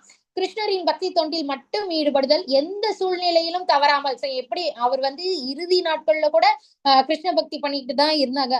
அவளோட உடல் உறுப்புகள் எல்லாம் ஒன்னொன்னா செயலிழந்து போனாலும் அவங்க வந்து படுத்துக்கிட்டே இப்ப பாருங்க இதுதான் சொல்லிக்கிட்டு இருக்காங்க. பகவத்கீதை பத்தியும் பாகவதம் பத்தியும் தான் பேசிக்கிட்டே இருந்தாங்க. அவங்க சொன்னாங்க, நீங்க என்ன பிருந்தாவனம்ல சுத்தி என்ன கூட்டிட்டு வாங்க அப்படின்னு ஒரு மாட்டு வண்டியில வச்சு கூட்டிட்டு வாங்க. அந்த மாதிரி ஃபுல் அண்ட் ஃபுல் அவங்களுக்கு வந்து நினைவும் பாருங்க கிருஷ்ணரோட அந்த ஸ்மரணை தான். ஏன்னா பகவானும் சொல்லியிருக்காங்கல்ல, நீ என்ன சரணடைஞ்சிட்ட என்கிட்ட பக்தி பண்ற அப்படின்னா நான் உனக்கு உன்னோட மரண நேரத்துல கண்டிப்பா என்ன நினைக்கிற அந்த கிஃப்ட நான் உனக்கு கொடுப்பேன் அப்படின்னு. பிரபுபாதர் அப்படிதான் வாழ்ந்து அவரோட வாழ்க்கையும் முடிஞ்சது. அவரோட இறுதி காலத்துல கிருஷ்ணரோட ஸ்மரணை ரொம்ப இருந்தது. மேலும் மரணம் அற்றதும் அழிவற்றதும் நித்தியமானதும் இறுதி இன்பத்தின் தர்மமும் ஆன அருவ பிரம்மனின் ஆதாரம் நானே. இப்ப பகவான் வந்து கிருஷ்ணர் என்ன சொல்றாங்க அப்படின்னா, அவரோட உலகத்துக்கு போயிட்டோம்னா நமக்கு வந்து பிறப்பு இறப்பு எதுவுமே கிடையாது. அவரோட உலகம் வந்து அழிவும் அற்றது, நித்தியமானது, அது அழிவே இல்லாதது. சோ அங்க போயிட்டா நம்ம ஹாப்பியா தான் இருப்போம். சோ நம்மளோட டெஸ்டினேஷன் கிருஷ்ணரோட கோலோக விருந்தாவனம். நம்ம நம்ம அத வந்து டெஸ்டினேஷனா வச்சுட்டு நம்ம எல்லா செயல்களையும் செய்யணும். அதுதான் பகவான் சொல்றது. சோ நீ வந்து அந்த சத்துவ நிலையில இருந்துட்டு சுத்த சத்துவ நிலையிலேயே இருந்து செயல்கள் எல்லாம் செஞ்சுட்டு கிருஷ்ண பக்தியும் பண்ணிட்டு என்கிட்ட வந்துரு. அதுதான் இந்த சாப்டர்ல பகவான் சொல்றது. அவருக்கு மட்டும் இல்ல, நம்ம எல்லாருக்குமே. நம்ம ஆன்மீக குருவான பிரபுபாதருமே அவரோட லைஃப்ல அப்படி சுத்த சத்துவ நிலையில இருந்து நமக்கெல்லாம் எடுத்துக்காட்டா ஒரு பெரிய ரோல் மாடலா இருந்து அவர் இருக்கிறப்பவே நிறைய பேரை அவர் மோட்டிவேட் பண்ணி அந்த சுத்த சத்துவ நிலையில இருக்க வச்சாங்க. இப்ப அவங்க மறைஞ்சிட்ட அப்புறமும் அவங்க டிசைபிள்ஸ் எல்லாருமே இன்னும் நிறைய பல்லாயிரக்கணக்கான லட்சக்கணக்கான பக்தர்களை உருவாக்கி எப்படி எப்படி நீங்க இந்த 3 குணங்கள் இப்படிலாம் கிளாஸஸ் எல்லாம் பகவத்கீதை வகுப்பெல்லாம் எடுத்து நமக்கு புரிய வச்சு இந்த 3 குணங்கள் தான் காரணம், நம்ம தப்பு செய்யறதுக்கு இந்த 3 குணங்கள் தான் காரணம். இந்த 3 குணங்கள் எப்படி இதாகுதுன்னா அது நம்ம சாப்பிடுற சாப்பாட்டுல இருந்தே ஆரம்பிக்குது. நம்ம இந்த மாதிரியான சாப்பாடு சாப்பிட்டோம்னா நம்ம குணங்களும் மாறும். இந்த விஷயம் எல்லாம் நமக்கு இங்க வந்துட்ட அப்புறம் தானே நமக்கு தெரியும். அப்புறம் ஃபுட்டையும் அது சாத்வீகமான ஃபுட்டா இருந்தாலும் அதை நம்ம பகவானுக்கு ஆஃபர் பண்ணிட்டு சாப்பிடணும். இது எல்லாமே நமக்கு வந்து கத்து கொடுக்குறாங்க இங்க. அது மூலியமா நம்ம எல்லாருமே சுத்த சத்துவ நிலையில இருந்து கிருஷ்ண பக்தியும் பண்ணி நம்ம கோலோக பிருந்தாவனத்துக்கும் நம்மள கொண்டு போய் சேர்க்கிற அந்த பெரிய ஒரு உன்னதமான ஒரு இத பிரபுபாதர் அவர்களும் அவங்களோட சீடர்களும் செஞ்சுக்கிட்டு இருக்காங்க. அருவ பிரம்மனின் ஆதாரம் கிருஷ்ணரே. பிரம்மன் நிலையை அடைதல் ஆன்மீக தன்னுணர்வின் முதற்படி ஆகும். பகவான் கிருஷ்ணரை அறிந்தால் பிரம்மனையும் பரமாத்மாவையும் அறிந்ததாகும். சோ கிருஷ்ணருக்குள்ளதான் இந்த பரமாத்மாவும் நம்ம எல்லார் மனசுலயும் பரமாத்மாவா பகவான் இருக்காங்க.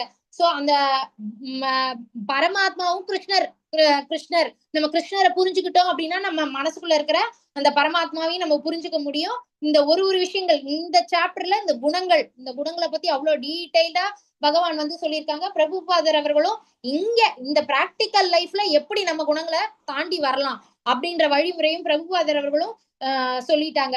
குணங்கள் நம்மை அது கட்டுப்படுத்துகிறது, கிருஷ்ணர் நம்மை விடுவிக்கிறார். எப்படி நம்மளை விடுவிக்கிறார்? நம்ம அந்த செயல்கள் எல்லாமே கிருஷ்ணருக்கு ஆஃபர் பண்ணிருந்தோம். நம்ம ஐம்புலன்களையும் கிருஷ்ண சேவையில ஈடுபடுத்திட்டோம் அப்படின்னா கிருஷ்ணர் நம்மள காப்பாத்திடுவாரு. நம்ம தவறான செயல்கள் செய்ய மாட்டோம். ஏன்னா இந்த சாப்டர்ல பகவான் சொல்லிட்டாங்க இல்லையா, நீ இந்த மாதிரி விஷயங்கள் நீ இந்த மாதிரி சாப்பிடுறனா அப்ப இந்த மாதிரி குணம் வரும், இந்த மாதிரி குணம் இருந்ததுன்னா உன் செயல்கள் இப்படி இருக்கும், இந்த மாதிரி செயல்கள் செஞ்சனா உன்னோட அந்த அவுட்புட் இப்படி இருக்கும், அப்ப இந்த மாதிரி பிரச்சனையெல்லாம் நீ சந்திக்க வேண்டியது வரும். அதனால நீ இப்படி இருக்காத, சாப்பாட்டுல இருந்தே ஆரம்பி. சாப்பாடு சாத்வீகமான ஃபுட்டா சாப்பிடு. அப்பதான் உன்னோட திங்கிங்கும் உன்னோட செயல்களும் சாத்வீகமா இருக்கும். யாருக்கும் கெடுதல் இல்லாம நல்லதை செய்வ. நல்லதை செஞ்சனா உன்னோட அவுட்புட் என்னவா இருக்கும்? இப்ப நம்ம அது புண்ணியத்தை தான் நமக்கு கொடுக்கும். சோ நம்ம அந்த சத்துவ நிலையிலே நம்ம மரணம் அடைஞ்சிட்டாலும் அடுத்த பிறவியில நம்ம சின்ன வயசுல இருந்தே பக்தி பண்றதுக்கு இல்ல இந்த ஜென்மத்திலே நல்ல நல்ல புண்ணியம் நிறைய இருக்கு அப்படின்னா இந்த ஜென்மத்திலேயே இந்த மாதிரி பகவானை பத்தி தெரிஞ்சுக்கிற அந்த பாக்கியம் கிடைக்கும். ஒரு விஷயமும் நிறைய தெரிஞ்சுக்கிட்டு நம்ம கிருஷ்ண பக்தி நல்லபடியா கடைபிடிச்சு இந்த ஜென்மத்திலேயே நம்ம மரணிச்சிட்ட அப்புறம் பகவானோட உலகத்துக்கு நம்ம போகலாம். சோ கிருஷ்ணர் நம்மள காப்பாத்துறாங்க. இந்த பகவத்கீதை மூலியமா நம்ம இந்த ஜட உலகத்துல இருந்து நம்ம தப்பிச்சிடலாம். குணங்கள் நம்மை பந்தப்படுத்துகிறது, அதுவுமே நம்ம பார்த்தோம் இல்லையா? இப்ப சத்துவ குணத்துல இருந்தாலும் அவங்களுக்கு கொஞ்சம் அந்த அகம்பாவம் இருக்கும். நான் என்கிட்ட நான் தான் சம்பாதிச்சேன், நான் கஷ்டப்பட்டு நானே வேலையை தேடி போய் நானே இப்ப நிறைய நான் சம்பாதிக்கிறேன், நான் நல்லா ஹாயா வெக்கேஷனுக்கு அங்க போறேன் இங்க போறேன், எனக்கு நான் நினைச்சது எல்லாமே கிடைச்சிருச்சு, சோ எல்லாத்துக்கும் காரணம் நான் தான்ட்டு அந்த ஒரு அகம்பாவம் இருக்கும். அதனால அப்படி அந்த மகிழ்ச்சி கடல்ல இருக்கிறப்போ அவங்களுக்கு பகவானை நோக்கி போகணும் அப்படின்ற ஆசை வராது, தேடுதலும் இருக்காது. யாருக்குன்னா இந்த சத்துவ நிலையில இருக்கிறவங்களுக்கு. சோ பகவானும் என்ன சொல்றாங்க, நம்ம அப்படியே ஆடிட்டு இருந்தோம்னா அப்போ பார்த்தானா கொஞ்ச நாள்ல நம்ம தவறுகளும் செய்ய ஆரம்பிச்சிருவோம். சோ அதனால நீ அப்படி இருக்காத, நீ பகவான் நீ வந்து என்ன முதல்ல நானும் காரணம், இது எல்லாமே இது ஏதோ பகவான் வந்து செல்ஃபிஷா பேசுற மாதிரி இருக்கும், ஆனா செல்ஃபிஷா இல்ல, நம்ம நல்லதுக்குதான் பகவான் வந்து அப்படி சொல்றாங்க. எனக்கு ஆஃபர் பண்ணு, உன்னோட மகிழ்ச்சியா இருந்தாலும் சரி, உன் சோகமா இருந்தாலும் சரி, துக்கமா இருந்தாலும் சரி, சந்தோஷமா இருந்தாலும் சரி, எல்லாமே எனக்கு ஆஃபர் பண்ணு அப்படின்ட்டுதான் பகவான் சொல்றாங்க. சோ அந்த சத்துவ நிலையில இருக்கிறவங்க சுத்த சத்துவ நிலைக்கு பகவான் வந்து அவங்களுக்கு வழிய காமிச்சு கொடுப்பாங்க. ஏன்னா அவங்க நிறைய புண்ணிய செயல்கள்ல ஈடுபட்டு இருக்கிறதுனால. அப்ப அவங்களுக்கு தெரிய வரப்போது கிருஷ்ண பக்தி பத்தி தெரிய வரும்போது கிருஷ்ண பக்தி பண்ண ஆரம்பிப்பாங்க. அப்ப அந்த களங்கங்கள் எல்லாம் போயிடும். நான் மகிழ்ச்சி கடல்ல இருக்கேன், பகவான் வந்து எனக்கு கொடுத்திருக்காங்க, பகவானோட அருள், நான் வந்து சந்தோஷமா இருக்கேன், நான் வந்து வசதி வாய்ப்போட இருக்கேன், சோ நான் நல்ல வசதி வாய்ப்போட இருக்கேன். அப்ப இந்த ஞானத்தை நான் இன்னும் நிறைய பேருக்கு, பகவத்கீதை ஞானத்தை இன்னும் நிறைய பேருக்கு நான் பகிர்ந்து கொடுக்குறேன். யாரெல்லாம் கஷ்டத்துல இருக்காங்களோ அவங்களுக்கு இந்த பகவத்கீதை ஞானத்தை நான் கொடுக்குறேன், பாகவதம் கதைகள் நான் சொல்றேன், அவங்களும் என்ன மாதிரி சந்தோஷமான நிலைக்கு அவங்களும் வரட்டும் அப்படின்ற மாதிரி சுத்த சத்துவ நிலைக்கு அவங்கள உயர்த்துவாங்க கடவுள். குணங்கள் நம்மை பந்தப்படுத்துகிறது, கிருஷ்ணர் நம்மை முக்தி அடைய செய்கிறார். ஏன்னா நம்ம எல்லா செயல்களுமே கிருஷ்ணருக்கு சம்பந்தப்பட்ட செயல்களா செய்வோம், கிருஷ்ண பகவானை திருப்திப்படுத்துற செயல்களா செய்யறனால நம்ம முக்தியும் அடைஞ்சிருவோம். சோ இந்த சாப்டர், அதாவது ஜட இயற்கையின் முக்குணங்கள், இந்த 3 குணங்களை பத்தி நம்ம ரொம்ப டீடைல்டா பார்த்தோம். அதுக்கப்புறம் பகவான் வந்து இந்த 3 குணங்கள் எப்படி நம்மளை ஆட்டி படைக்குது, இந்த 3 குணங்கள் வந்து சாப்பாட்டுல இருந்தே ஸ்டார்ட் ஆகுது. சோ சாப்பாட்டுல இருந்தே நம்ம பார்த்து சாப்பிடணும், இந்த மாதிரி சாப்பிடணும் அப்படின்றது எல்லாமே பகவான் வந்து டீடைல்டா சொன்னாங்க. சோ நம்மளும் இந்த 3 குணங்களை கடந்து அந்த சுத்த சத்துவ நிலையில இருந்து நல்ல கிருஷ்ண பக்தி பண்ணி கிருஷ்ணரோட கோலோக விருந்தாவனத்துக்கு போகணும். ஹரே கிருஷ்ணா. இப்ப நம்ம அடுத்த சாப்டரான 15th சாப்டருக்கு போகலாம். ஹரே கிருஷ்ணா ஹரே கிருஷ்ணா கிருஷ்ண கிருஷ்ணா ஹரே ஹரே ஹரே ராம ஹரே ராம ராம ராம ஹரே ஹரே. ஹரே கிருஷ்ணா. இது வந்து சாப்டர் 15 நேம் பாத்தீங்கன்னா புருஷோத்தம யோகம், கிருஷ்ணரின். இதுதான் இப்ப பாத்தீங்கன்னா கொஞ்ச நாளுக்கு முன்னாடி கூட புருஷோத்தம மாசம் அப்படின்னு போச்சு. அந்த புருஷோத்தம மாசம் வந்து ரொம்ப ரொம்ப விசேஷமான மாசம். அதே மாதிரி இந்த சாப்டர் 15 ரொம்ப ரொம்ப ஸ்பெஷலான ஒரு சாப்டர். இந்த சாப்டர்ல தான் நான் சொன்னேன் இல்லையா, நம்ம ஒருத்தரும் ஒழுங்கா ஃபங்க்ஷன் பண்றோம், நம்ம பாடி பார்ட்ஸ் எல்லாம் ஒழுங்கா ஃபங்க்ஷன் ஆகுதுன்னா அதுக்கு காரணம் பகவான். நம்ம எல்லாமே டேக்கன் ஃபார் கிராண்டடா எடுத்துக்கிட்டோம்.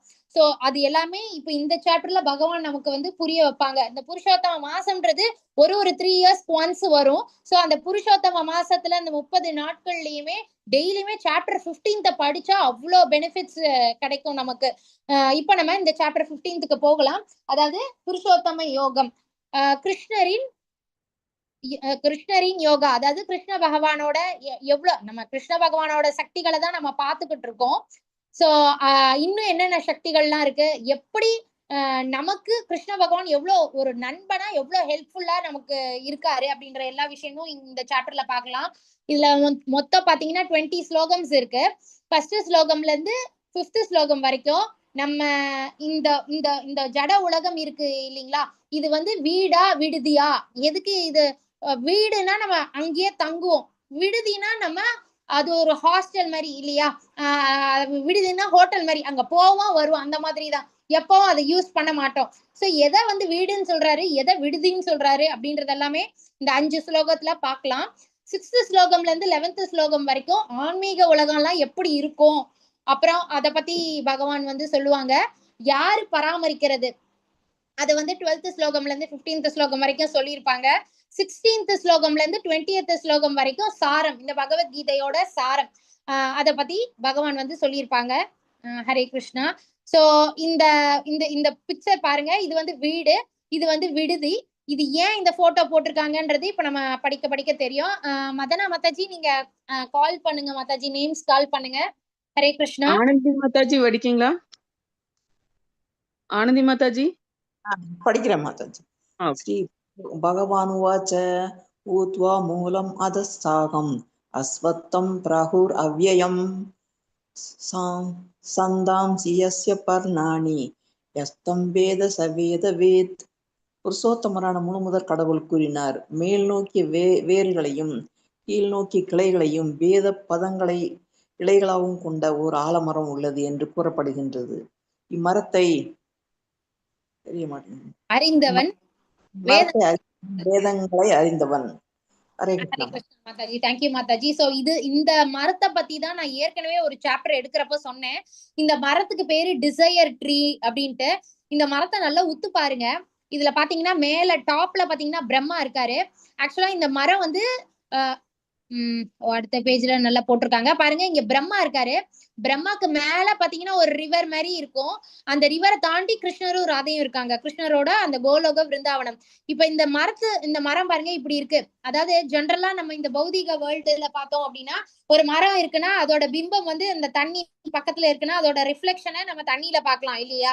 அதே மாதிரி நம்ம வந்து இந்த டிசையர் ட்ரீன்றது தலைகீழா இருக்கும்.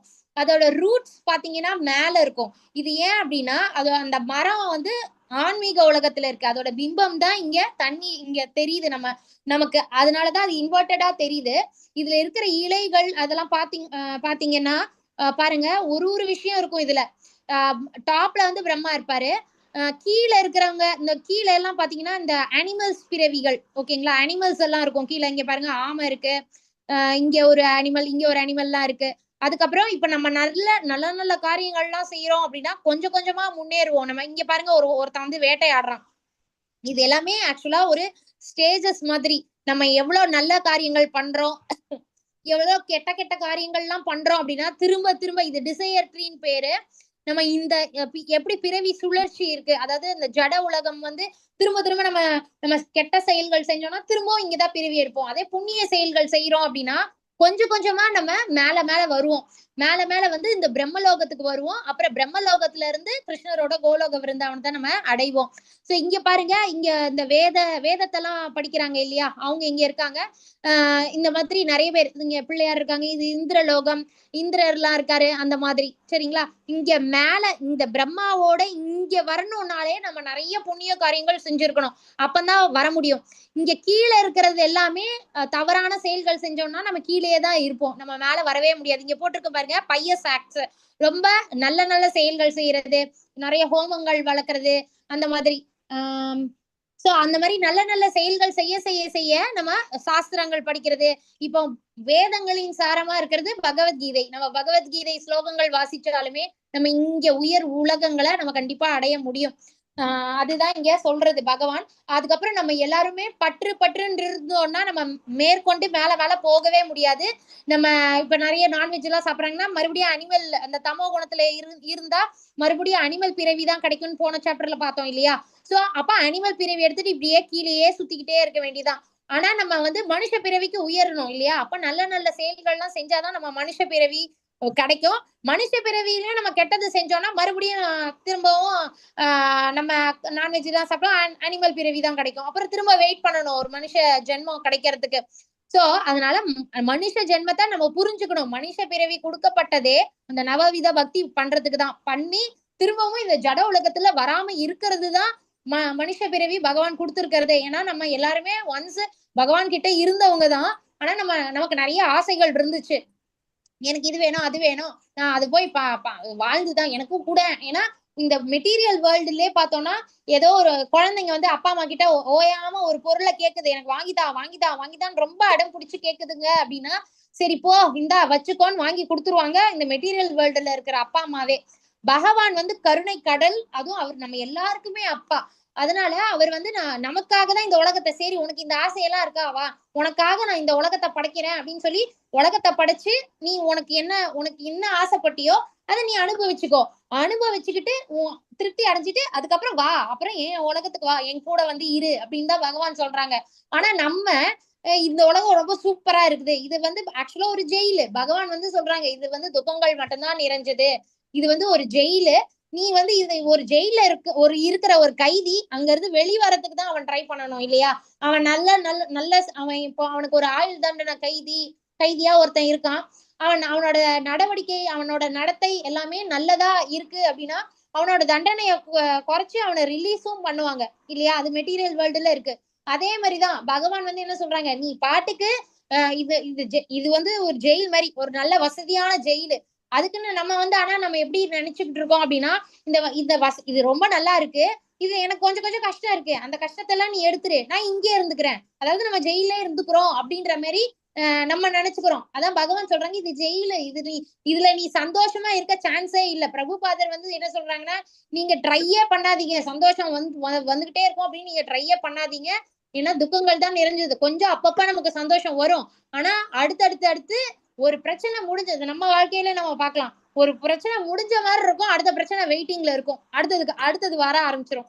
சோ சில பேர்லாம் எனக்கு வந்து பிரச்சனைகளை வந்து போர்வையா போத்திக்குவேன் அந்த மாதிரி எல்லாம் சொல்லுவாங்க. அது காரணம் அவ்வளவு பிரச்சனைகளை அவங்க சந்திச்சுக்கிட்டு இருக்கிறனால.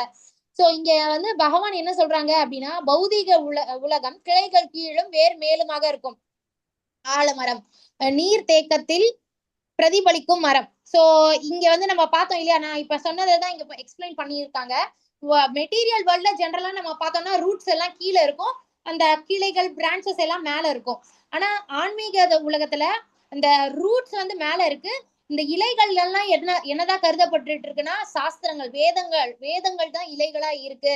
சோ நம்ம வேதங்கள் எல்லாம் படிக்க நிறைய புண்ணிய செயல்கள், ஹோமங்கள் அதெல்லாம் வளர்க்க நம்ம அப்படியே கொஞ்சம் கொஞ்சமா அப்படியே நம்ம பகவானோட ஸ்மரணையில எல்லா செயல்களும் செஞ்சுட்டு வரப்போ நம்ம வந்து உயர்ந்த உலகங்களுக்கு வருவோம், லிபரேஷன் பாருங்க, நம்ம முக்தியும் அடைஞ்சிருவோம். சோ அதனாலதான் நல்ல நல்ல விஷயங்கள் செய்யணும் அப்படின்ட்டு சொல்றாங்க. கிளைகள் கீழும் வேர் மேலுமாக இருக்கும் ஆலமரம், நீரில் மரத்தின் பிரதிபிம்பம், ஆன்மீக உலகின் பிம்பம் ஆசையில் அமைந்துள்ளது. இப்ப டிசையர்னால என்னது, ஆசை இல்லையா? நமக்கு ஆசை ரொம்ப பட்டுக்கிட்டே இருந்தோம் அப்படின்னா இந்த மரத்தை விட்டு முதல்ல வெளியே வரணும், அப்பதான் கிருஷ்ணரோட கோலோக விருந்தாவனத்துக்கு நம்ம ரீச் பண்ண முடியும். நம்ம இங்கேயே ஆசைப்பட்டுக்கிட்டே இருந்தோம்னா நம்ம ஆசைப்படலாம், நம்ம ஆசை எப்படி இருக்கணும்னா ஸ்பிரிச்சுவல் வைஸ் ஆசையா இருக்கணும். நான் வந்து பகவானுக்கு சேவை செய்யணும், நான் பகவானோட கோயிலுக்கு போகணும், கோயில்ல வந்து என்ன சேவை கிடைச்சாலும் பண்றது, தூய்மைப்படுத்துறதா இருக்கட்டும், எந்த சேவையா வேணாலும் இருக்கட்டும், எனக்கு அது கிடைக்க கூடாதா அப்படின்லாம் நம்ம ஆசைப்படலாம். ஆனா இந்த மெட்டீரியல் வேர்ல்டுல நம்ம ஆசைப்பட்டோம்னா பகவான் அதையும் நிறைவேற்றி வைப்பாரு. சரி உனக்கு அதுதான் ஆசையா, ஓகே நீ அதை அனுபவிச்சுட்டு வானா நம்ம அங்கேயே இது பண்ணி. ஏன்னா மெட்டீரியல் ஆசை வந்து நமக்கு துன்பத்தை தான் கொடுக்கும், நமக்கு அது இன்பத்தை கொடுக்குற மாதிரி இருக்கும், ஆனா அது துன்பத்தை தான் கொடுக்கும். அது பணமா இருக்கட்டும், நகையா இருக்கட்டும், சொத்தா இருக்கட்டும், எதுவா வேணாலும் இருக்கட்டும், அது ஆரம்பத்துல நமக்கு சந்தோஷத்தை கொடுக்குற மாதிரி இருக்கும். எது நமக்கு சந்தோஷத்தை கொடுக்கறதா நம்ம நினைச்சுக்கிட்டு நம்ம அதை நோக்கி போயிட்டு அது கிடைக்கவும் செய்யுது, அதை அனுபவிச்சுக்கிட்டு இருக்கோம். ஆனா ஒரு ஸ்டேஜ்ல பார்த்தாச்சே இதுக்கா நம்ம ஆசைப்பட்டோம் அப்படின்ற மாதிரி நம்ம கண்டிப்பா அந்த ரியலைசேஷன் நம்ம எல்லாருக்குமே வரும். பௌதீக உலகம் ஆன்மீக உலகத்தின் நிஜமான மரத்தின் பிரதிபலிப்பு. சோ ஆன்மீக உலகம் அப்படி இருக்கு, நம்ம எல்லா ஆசைகளையும் விட்டா மட்டும்தான் ஆன்மீக உலகத்துக்கு போக முடியும், இல்லைன்னா இந்த மெட்டீரியல் வேர்ல்டுலயே சுத்திக்கிட்டு இருக்க வேண்டியதான். ஆன்மீக உலகத்திற்கு செல்ல வேண்டும் என்ற திவ்யமான ஆசையை வளர்த்து கொள்வதால், இப்ப நான் சொன்னேன் இல்லையா, நம்ம பகவானோட கோயில்கள் எவ்வளவு இருக்கு, அதுவும் உலகத்திலேயே பார்த்தோம்னா நம்ம பாரத பூமி வந்து அவ்வளவு புண்ணிய பூமி. நிஜமாலே பகவான் வந்து இப்போ ராமர் அயோத்தியால வாழ்ந்தாரு, கிருஷ்ணர் விருந்தாவனத்துல வாழ்ந்தாரு. சோ பகவானை சூஸ் பண்ண ஒரு இடம் நம்ம இந்தியா இல்லைங்களா? சோ அதனால நம்ம அப்பேற்பட்ட இந்திய நாட்டுல நம்ம இருக்கோம். சோ ஆனா நிறைய பேருக்கு என்ன ஆசை, நான் வந்து ஃபாரினுக்கு போகணும். அப்கோர்ஸ் இந்த என்டையர் உலகமே பகவானோட இதுதான், சிருஷ்டியில வந்ததுதான். ஆனா பர்டிகுலரா பாத்தீங்கன்னா இங்க தமிழ்நாடா இருக்கட்டும், இந்தியால எல்லா பிளேசஸ்லயும் அவ்வளவு கோயில்கள் எல்லாமே இருக்கு. சோ நான் எனக்கு கோயிலுக்கு போகணும், நான் உன்னை பார்க்கணும், உன்னோட அலங்காரத்தை பார்க்கணும், உன்னோட அபிஷேகத்தை பார்க்கணும், அந்த மாதிரியான ஒரு விஷயம் வந்தது அப்படின்னா நம்ம பிறவி சுழற்சின்லாம் இல்ல. பகவான் வந்து அதுக்காக பிறவி கொடுப்பாங்க. நல்லபடியா நம்ம நல்ல ஆரோக்கியத்தோட இப்ப சில பேர் அந்த மாதிரி இருக்காங்க இல்லையா? இப்ப எல்லாராலையும் கோயில்கள் ஆல் ஓவர் இந்தியால இருக்க கோயில் எல்லாராலையும் பார்க்க முடியுமானா இல்ல. சில பேர் பாருங்க, சில பேருக்கு அந்த ஆசீர்வாதம் இருக்கும். ஏன்னா அவங்க போன ஜென்மத்துல நிறைய நல்ல புண்ணிய செயல்கள்ல ஈடுபட்டு பக்தியும் பண்ணியிருப்பாங்க. இந்த ஜென்மத்துல பாருங்க அவங்க நிறைய கோயில்கள் போகிற பாக்கியம் அவங்களுக்கு இருக்கும். புரி ஜெகநாதர் கோயிலா இருக்கட்டும், விருத்தாவனமா இருக்கட்டும், மாயாப்பூரா இருக்கட்டும், பத்ரிநாதன், அதுக்கப்புறம் எவ்வளவு கோயில்கள் இருக்கு. எல்லாத்துக்கும் பாத்தீங்கன்னா சர்வ சாதாரணமா போயிட்டு வருவாங்க. மத்தவங்க எல்லாம் பாத்தீங்கன்னா திருப்பதிக்கு மாசம் எல்லாம் போறவங்க எல்லாம் நிறைய பேர் இருக்காங்க. மத்தவங்க வந்து ஒரு தடவையாவது நம்ம போக மாட்டோமா அப்படின்னு ஏக்கத்தோட இருப்பாங்க. சோ அதுக்கு காரணம் அவங்க போன ஜென்மத்துல நிறைய செயல்கள்ல பகவானை நல்லா திருப்தி படுத்தி இருக்காங்க. அதனால பகவான் அவங்கள பிளெஸ் பண்ணிருக்காங்க. சோ நம்மளும் கண்டிப்பா நல்ல பக்தி பண்ணி நமக்கு அந்த ஆசை, நம்ம ஆசைப்பட்டோம்னா தான் பகவான் வந்து அதை நிறைவேற்றி வைப்பாங்க இல்லையா? நான் எனக்கு கோயில்களுக்கு எல்லாம் போகணும் அப்படின்னு நம்ம ஆசைப்பட்டோம்னா கண்டிப்பா பகவான் அதை நிறைவேற்றி வைப்பாங்க. ஆன்மீக உலகத்திற்கு செல்ல வேண்டும் என்ற திவ்யமான ஆசை, அது வந்து திவ்யமான ஆசை, அதெல்லாம் நம்ம வச்சுக்கலாம். இந்த ஸ்பிரிச்சுவல், இந்த மெட்டீரியல் லைஃப்ல எந்த ஆசையும் வச்சுக்காதீங்க, ஏன்னா அது கஷ்டத்தை தான் கொடுக்கும் அப்படின்னு பகவான் சொல்றாங்க. வளர்த்து கொள்வதால் ஒருவனால் இந்த பௌதீக பந்தத்திலிருந்து விடுபட முடியும். ஏன்னா இந்த பௌதிக மெட்டீரியல் லைஃப்ல ரொம்ப ஆசை அட்ராக்ஷன்ஸ் இருக்கிறவங்களுக்கு பகவான் மேல அவ்வளவா வராது, ஒரு அட்ராக்ஷனே வராது பகவான் மேல. உலகில் போலிகள் ஏராளமாக உள்ளன, எல்லாவற்றுக்கும் ஒரு போலி உள்ளது. இப்ப தங்க நகையே பாருங்க, தங்க நகைகளுக்கெல்லாம் போய் போலி நகைகள் இருக்கு. பார்த்தா அந்த போலி நகைகள் வந்து தங்க நகையே பீட் பண்ணிரும் போல இருக்கு, அந்த அளவுக்கு சூப்பரா இருக்கும் எல்லா விஷயத்திலயுமே. இப்ப போலி டாக்டர் இருக்காங்க, போலியா இருக்கிற விஷயம் தான் அட்ராக்ட் பண்ணும் ரொம்ப.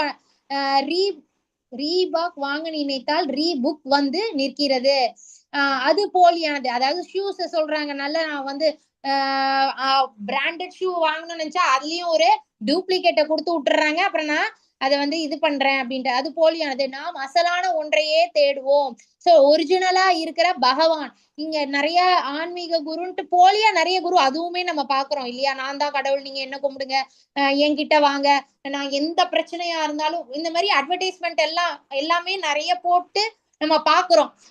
கஷ்டத்துல இருக்கிறவங்க அதெல்லாம் நம்பி போறாங்க இல்லையா?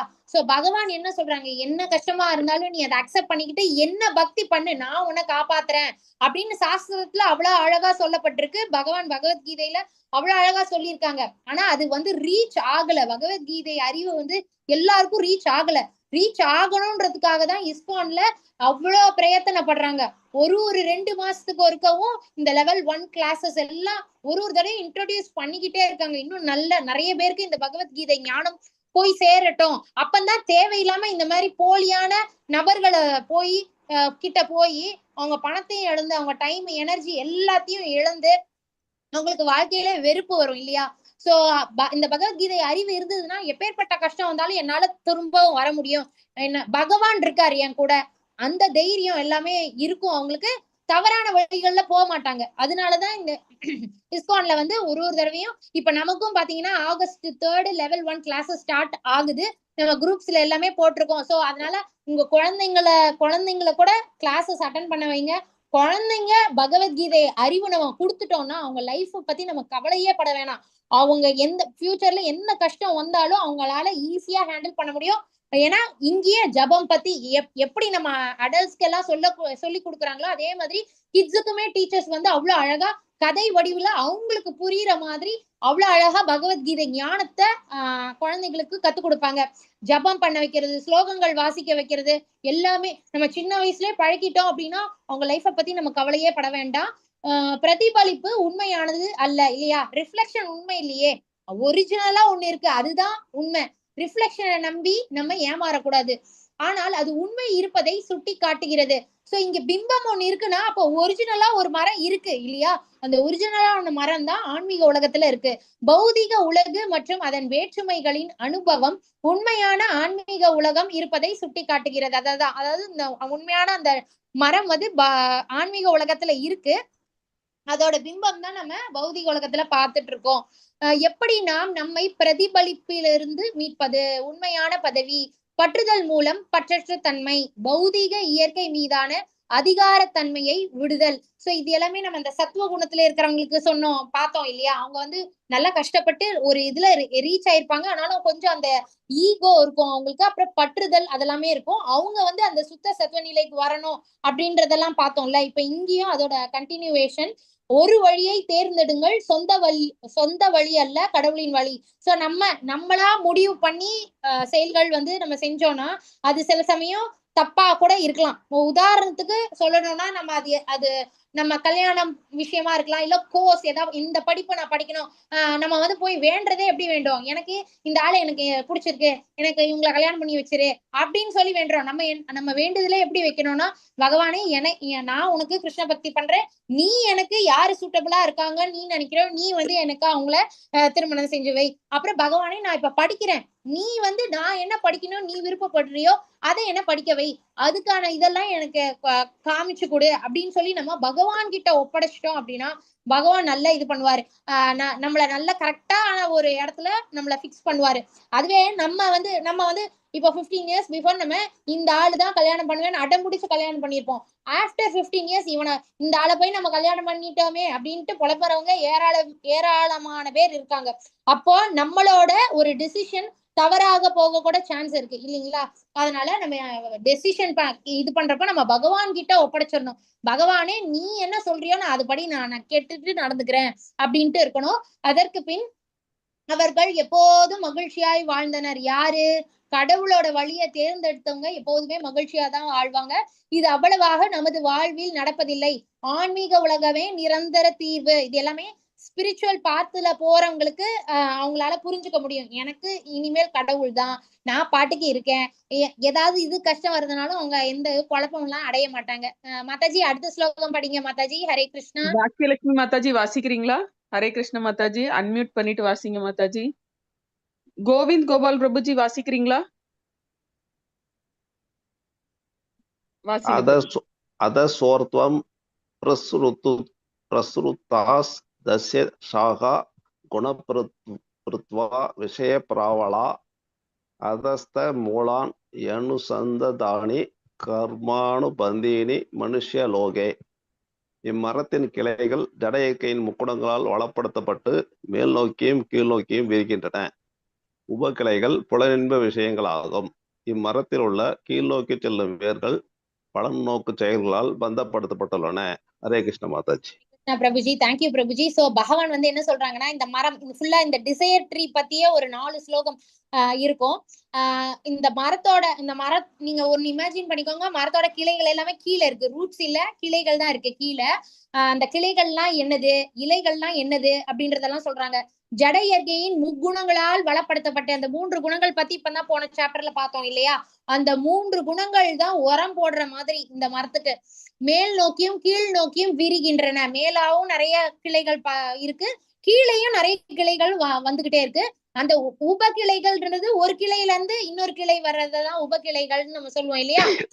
அந்த உபகிளைகள்லாம் என்ன அப்படின்னு பார்த்தோம்னா புலனின்ப விஷயங்கள், புலனுகர்ச்சி விஷயங்கள் எல்லாமே அந்த உபகிளைகள்.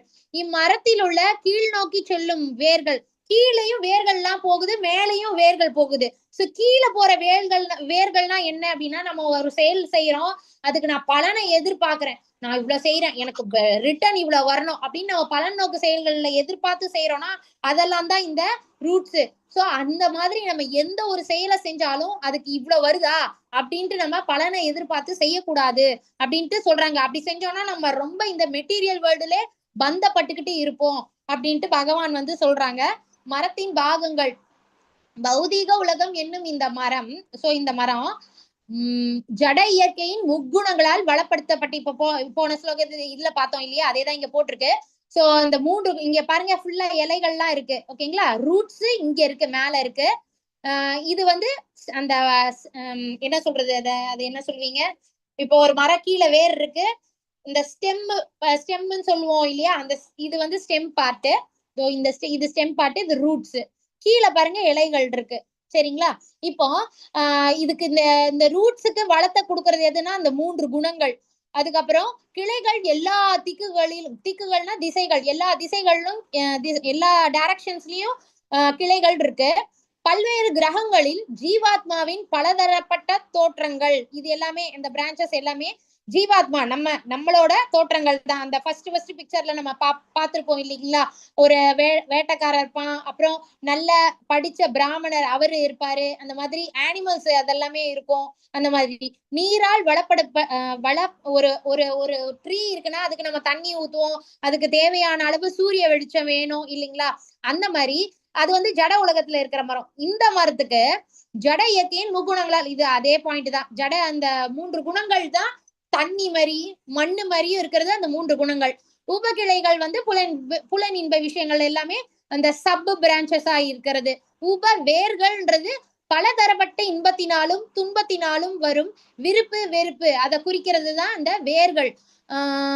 பாவ புண்ணியங்களுக்கான நாட்டங்கள் எல்லா திக்குகளிலும் பரவி இருக்கும் இந்த உபவேர்களிலிருந்து வளர்வதாக கருதப்படுது. சோ பாவ புண்ணியங்கள் எல்லாமே இந்த சப் பிரான்ச்சஸ்ல இருந்து வருது அப்படின்ட்டு. முக்குணங்களின் விகிதங்களுக்கு ஏற்ப பலதரப்பட்ட இனங்கள் தோன்றுகின்றன. அந்த ஃபர்ஸ்ட் பிக்சர் நம்ம அந்த ஃபர்ஸ்ட் காமிச்சோம் இல்லையா, இதுல பாருங்க நிறைய அனிமல்ஸ் எல்லாமே இருக்கும். இதுல வந்து பூச்சி வகைகள் இருக்கு, அதுக்கப்புறம் லேண்ட்ல வாழ்றது, அப்புறம் நீர்ல வாழ்றது. இங்க பாருங்க பசுமாடு, இதோ இங்க வைல்ட் அனிமல் இருக்கு பாருங்க. சோ இது எல்லாம் இங்க ஹெர்பிவோரஸ் அனிமல்ஸ்.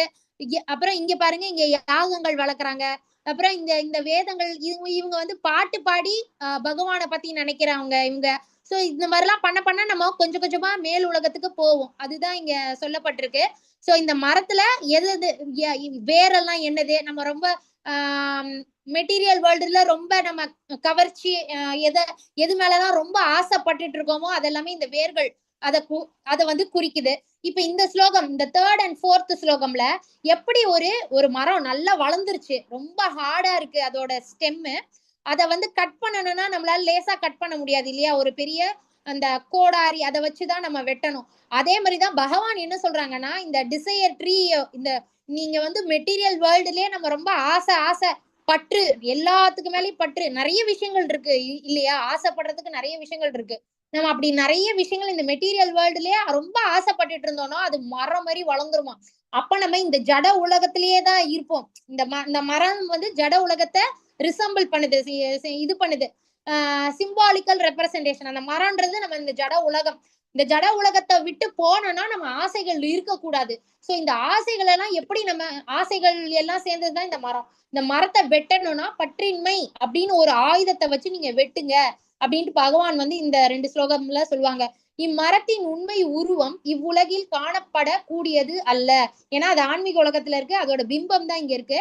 இது எங்கே முடிகின்றது, எங்கே தொடங்குகின்றது, அல்லது இதன் அஸ்திவாரம் எங்கே இருக்கின்றது என்பதை யாராலும் புரிந்து கொள்ள முடியாது. ஆனால் பலமாக வேரூன்றியுள்ள இந்த மரத்தை பற்றின்மை என்னும் ஆயுதத்தால் உறுதியுடன் வெட்டி சாய்க்க வேண்டும். சோ பற்றுன்னு இருக்கிறது ரொம்ப ரொம்ப தப்புன்னு இல்ல, நமக்குதான் அது கஷ்டத்தை கொடுக்கும். நம்ம திரும்பவும் இந்த ஜட உலகத்துக்கு தான் வருவோம் ரொம்ப பற்றோட இருந்தோம் அப்படின்னா.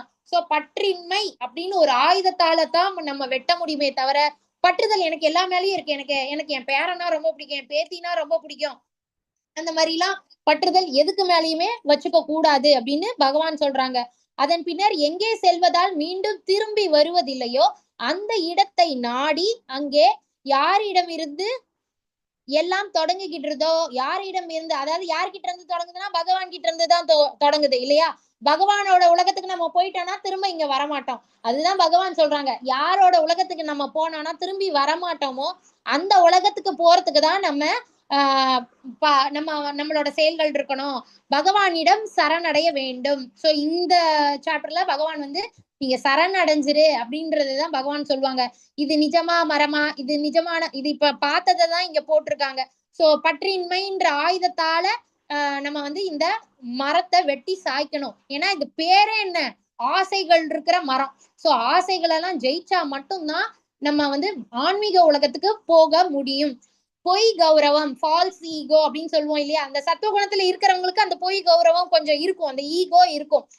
மயக்கம், அந்த மகிழ்ச்சி, அந்த பணம், அந்த மயக்கத்துல அவங்க இருப்பாங்க. மற்றும் தவறான அந்த சத்துவகுணத்துல இருக்கிறவங்களும் ரொம்ப ரொம்ப அந்த மயக்கத்துல இருந்தாங்கன்னா சப்போஸ் ரஜோ குணத்துக்கோ தமோ குணத்துக்கோ வரக்கூட சான்சஸ் இருக்கு. அதனாலதான் பகவான் என்ன சொல்றாங்க, நீ அந்த சத்துவகுணத்துல இருக்கிறப்போ நீ அடுத்த நிலைக்கு வரணும், நீ கீழே விழுந்துடக்கூடாது அப்படின்ட்டு பகவான் சொல்லுவாங்க. சோ தவறான சங்கம், ஏன்னா இப்ப அஜாமலனும் அப்படித்தானே, தேவையில்லாததை பார்த்து அவன் வந்து தப்பா போயிட்டான் அவன். சோ நம்ம யார பாக்குறோம், எந்த சங்கத்துல இருக்கோம் அப்படின்றதும் ரொம்ப ரொம்ப முக்கியம். மற்றும் தவறான சங்கத்திலிருந்து விடுபட்டு நித்தியம்னா பெர்மனன்ட். யாரு பெர்மனன்ட்? பகவான் தான் பெர்மனன்ட்.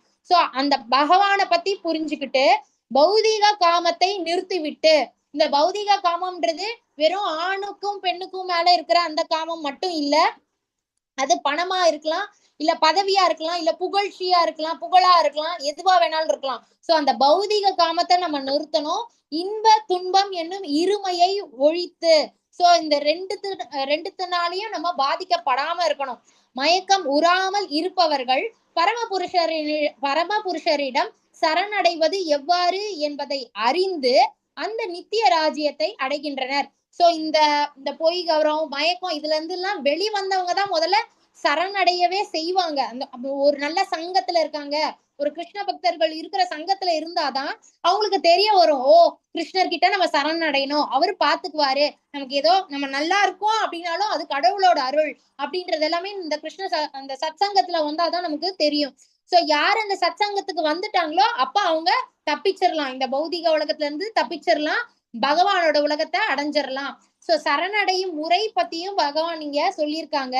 பொய் அகங்காரத்திலிருந்தும் கர்வத்திலிருந்தும் விடுபட்டு இருத்தல். நம்ம சரணடைகிறோம்னா கண்டிப்பா இந்த ரெண்டுத்துல இருந்தும் நம்ம விடுபட்டு இருந்தாதான் சரணடையவே செய்வான். இப்ப யாரும் அதான் நம்ம அந்த சத்துவ இதுலயே பார்த்தோம் இல்லையா, அவங்க ஒத்துக்க மாட்டாங்க. இது பகவான் என்ன பண்ணாரு, நாள்ல கஷ்டப்பட்டு படிச்சேன், நாள்ல கஷ்டப்பட்டு போய் வேலைக்கு அங்கேயும் இங்கேயும் அலைஞ்சு நான் கஷ்டப்பட்டு படிச்சு அந்த எக்ஸாம் எல்லாம் கிளியர் பண்ணி நான் இப்ப லட்சமா நான் சம்பாதிக்கிறேன், அதுக்கு காரணம் நான் தான் அப்படின்னு அந்த ஒரு அவங்க ஹார்ட் ஒர்க் போட்டது எல்லாமே உண்மைதான். ஆனா பகவானோட கருணையும் அருளும் இருக்கிறனாலதான் இது சாத்தியமாச்சு. அது எல்லாமே நம்ம இப்ப இந்த சாப்டர்ல நமக்கு அது புரிய வரும்.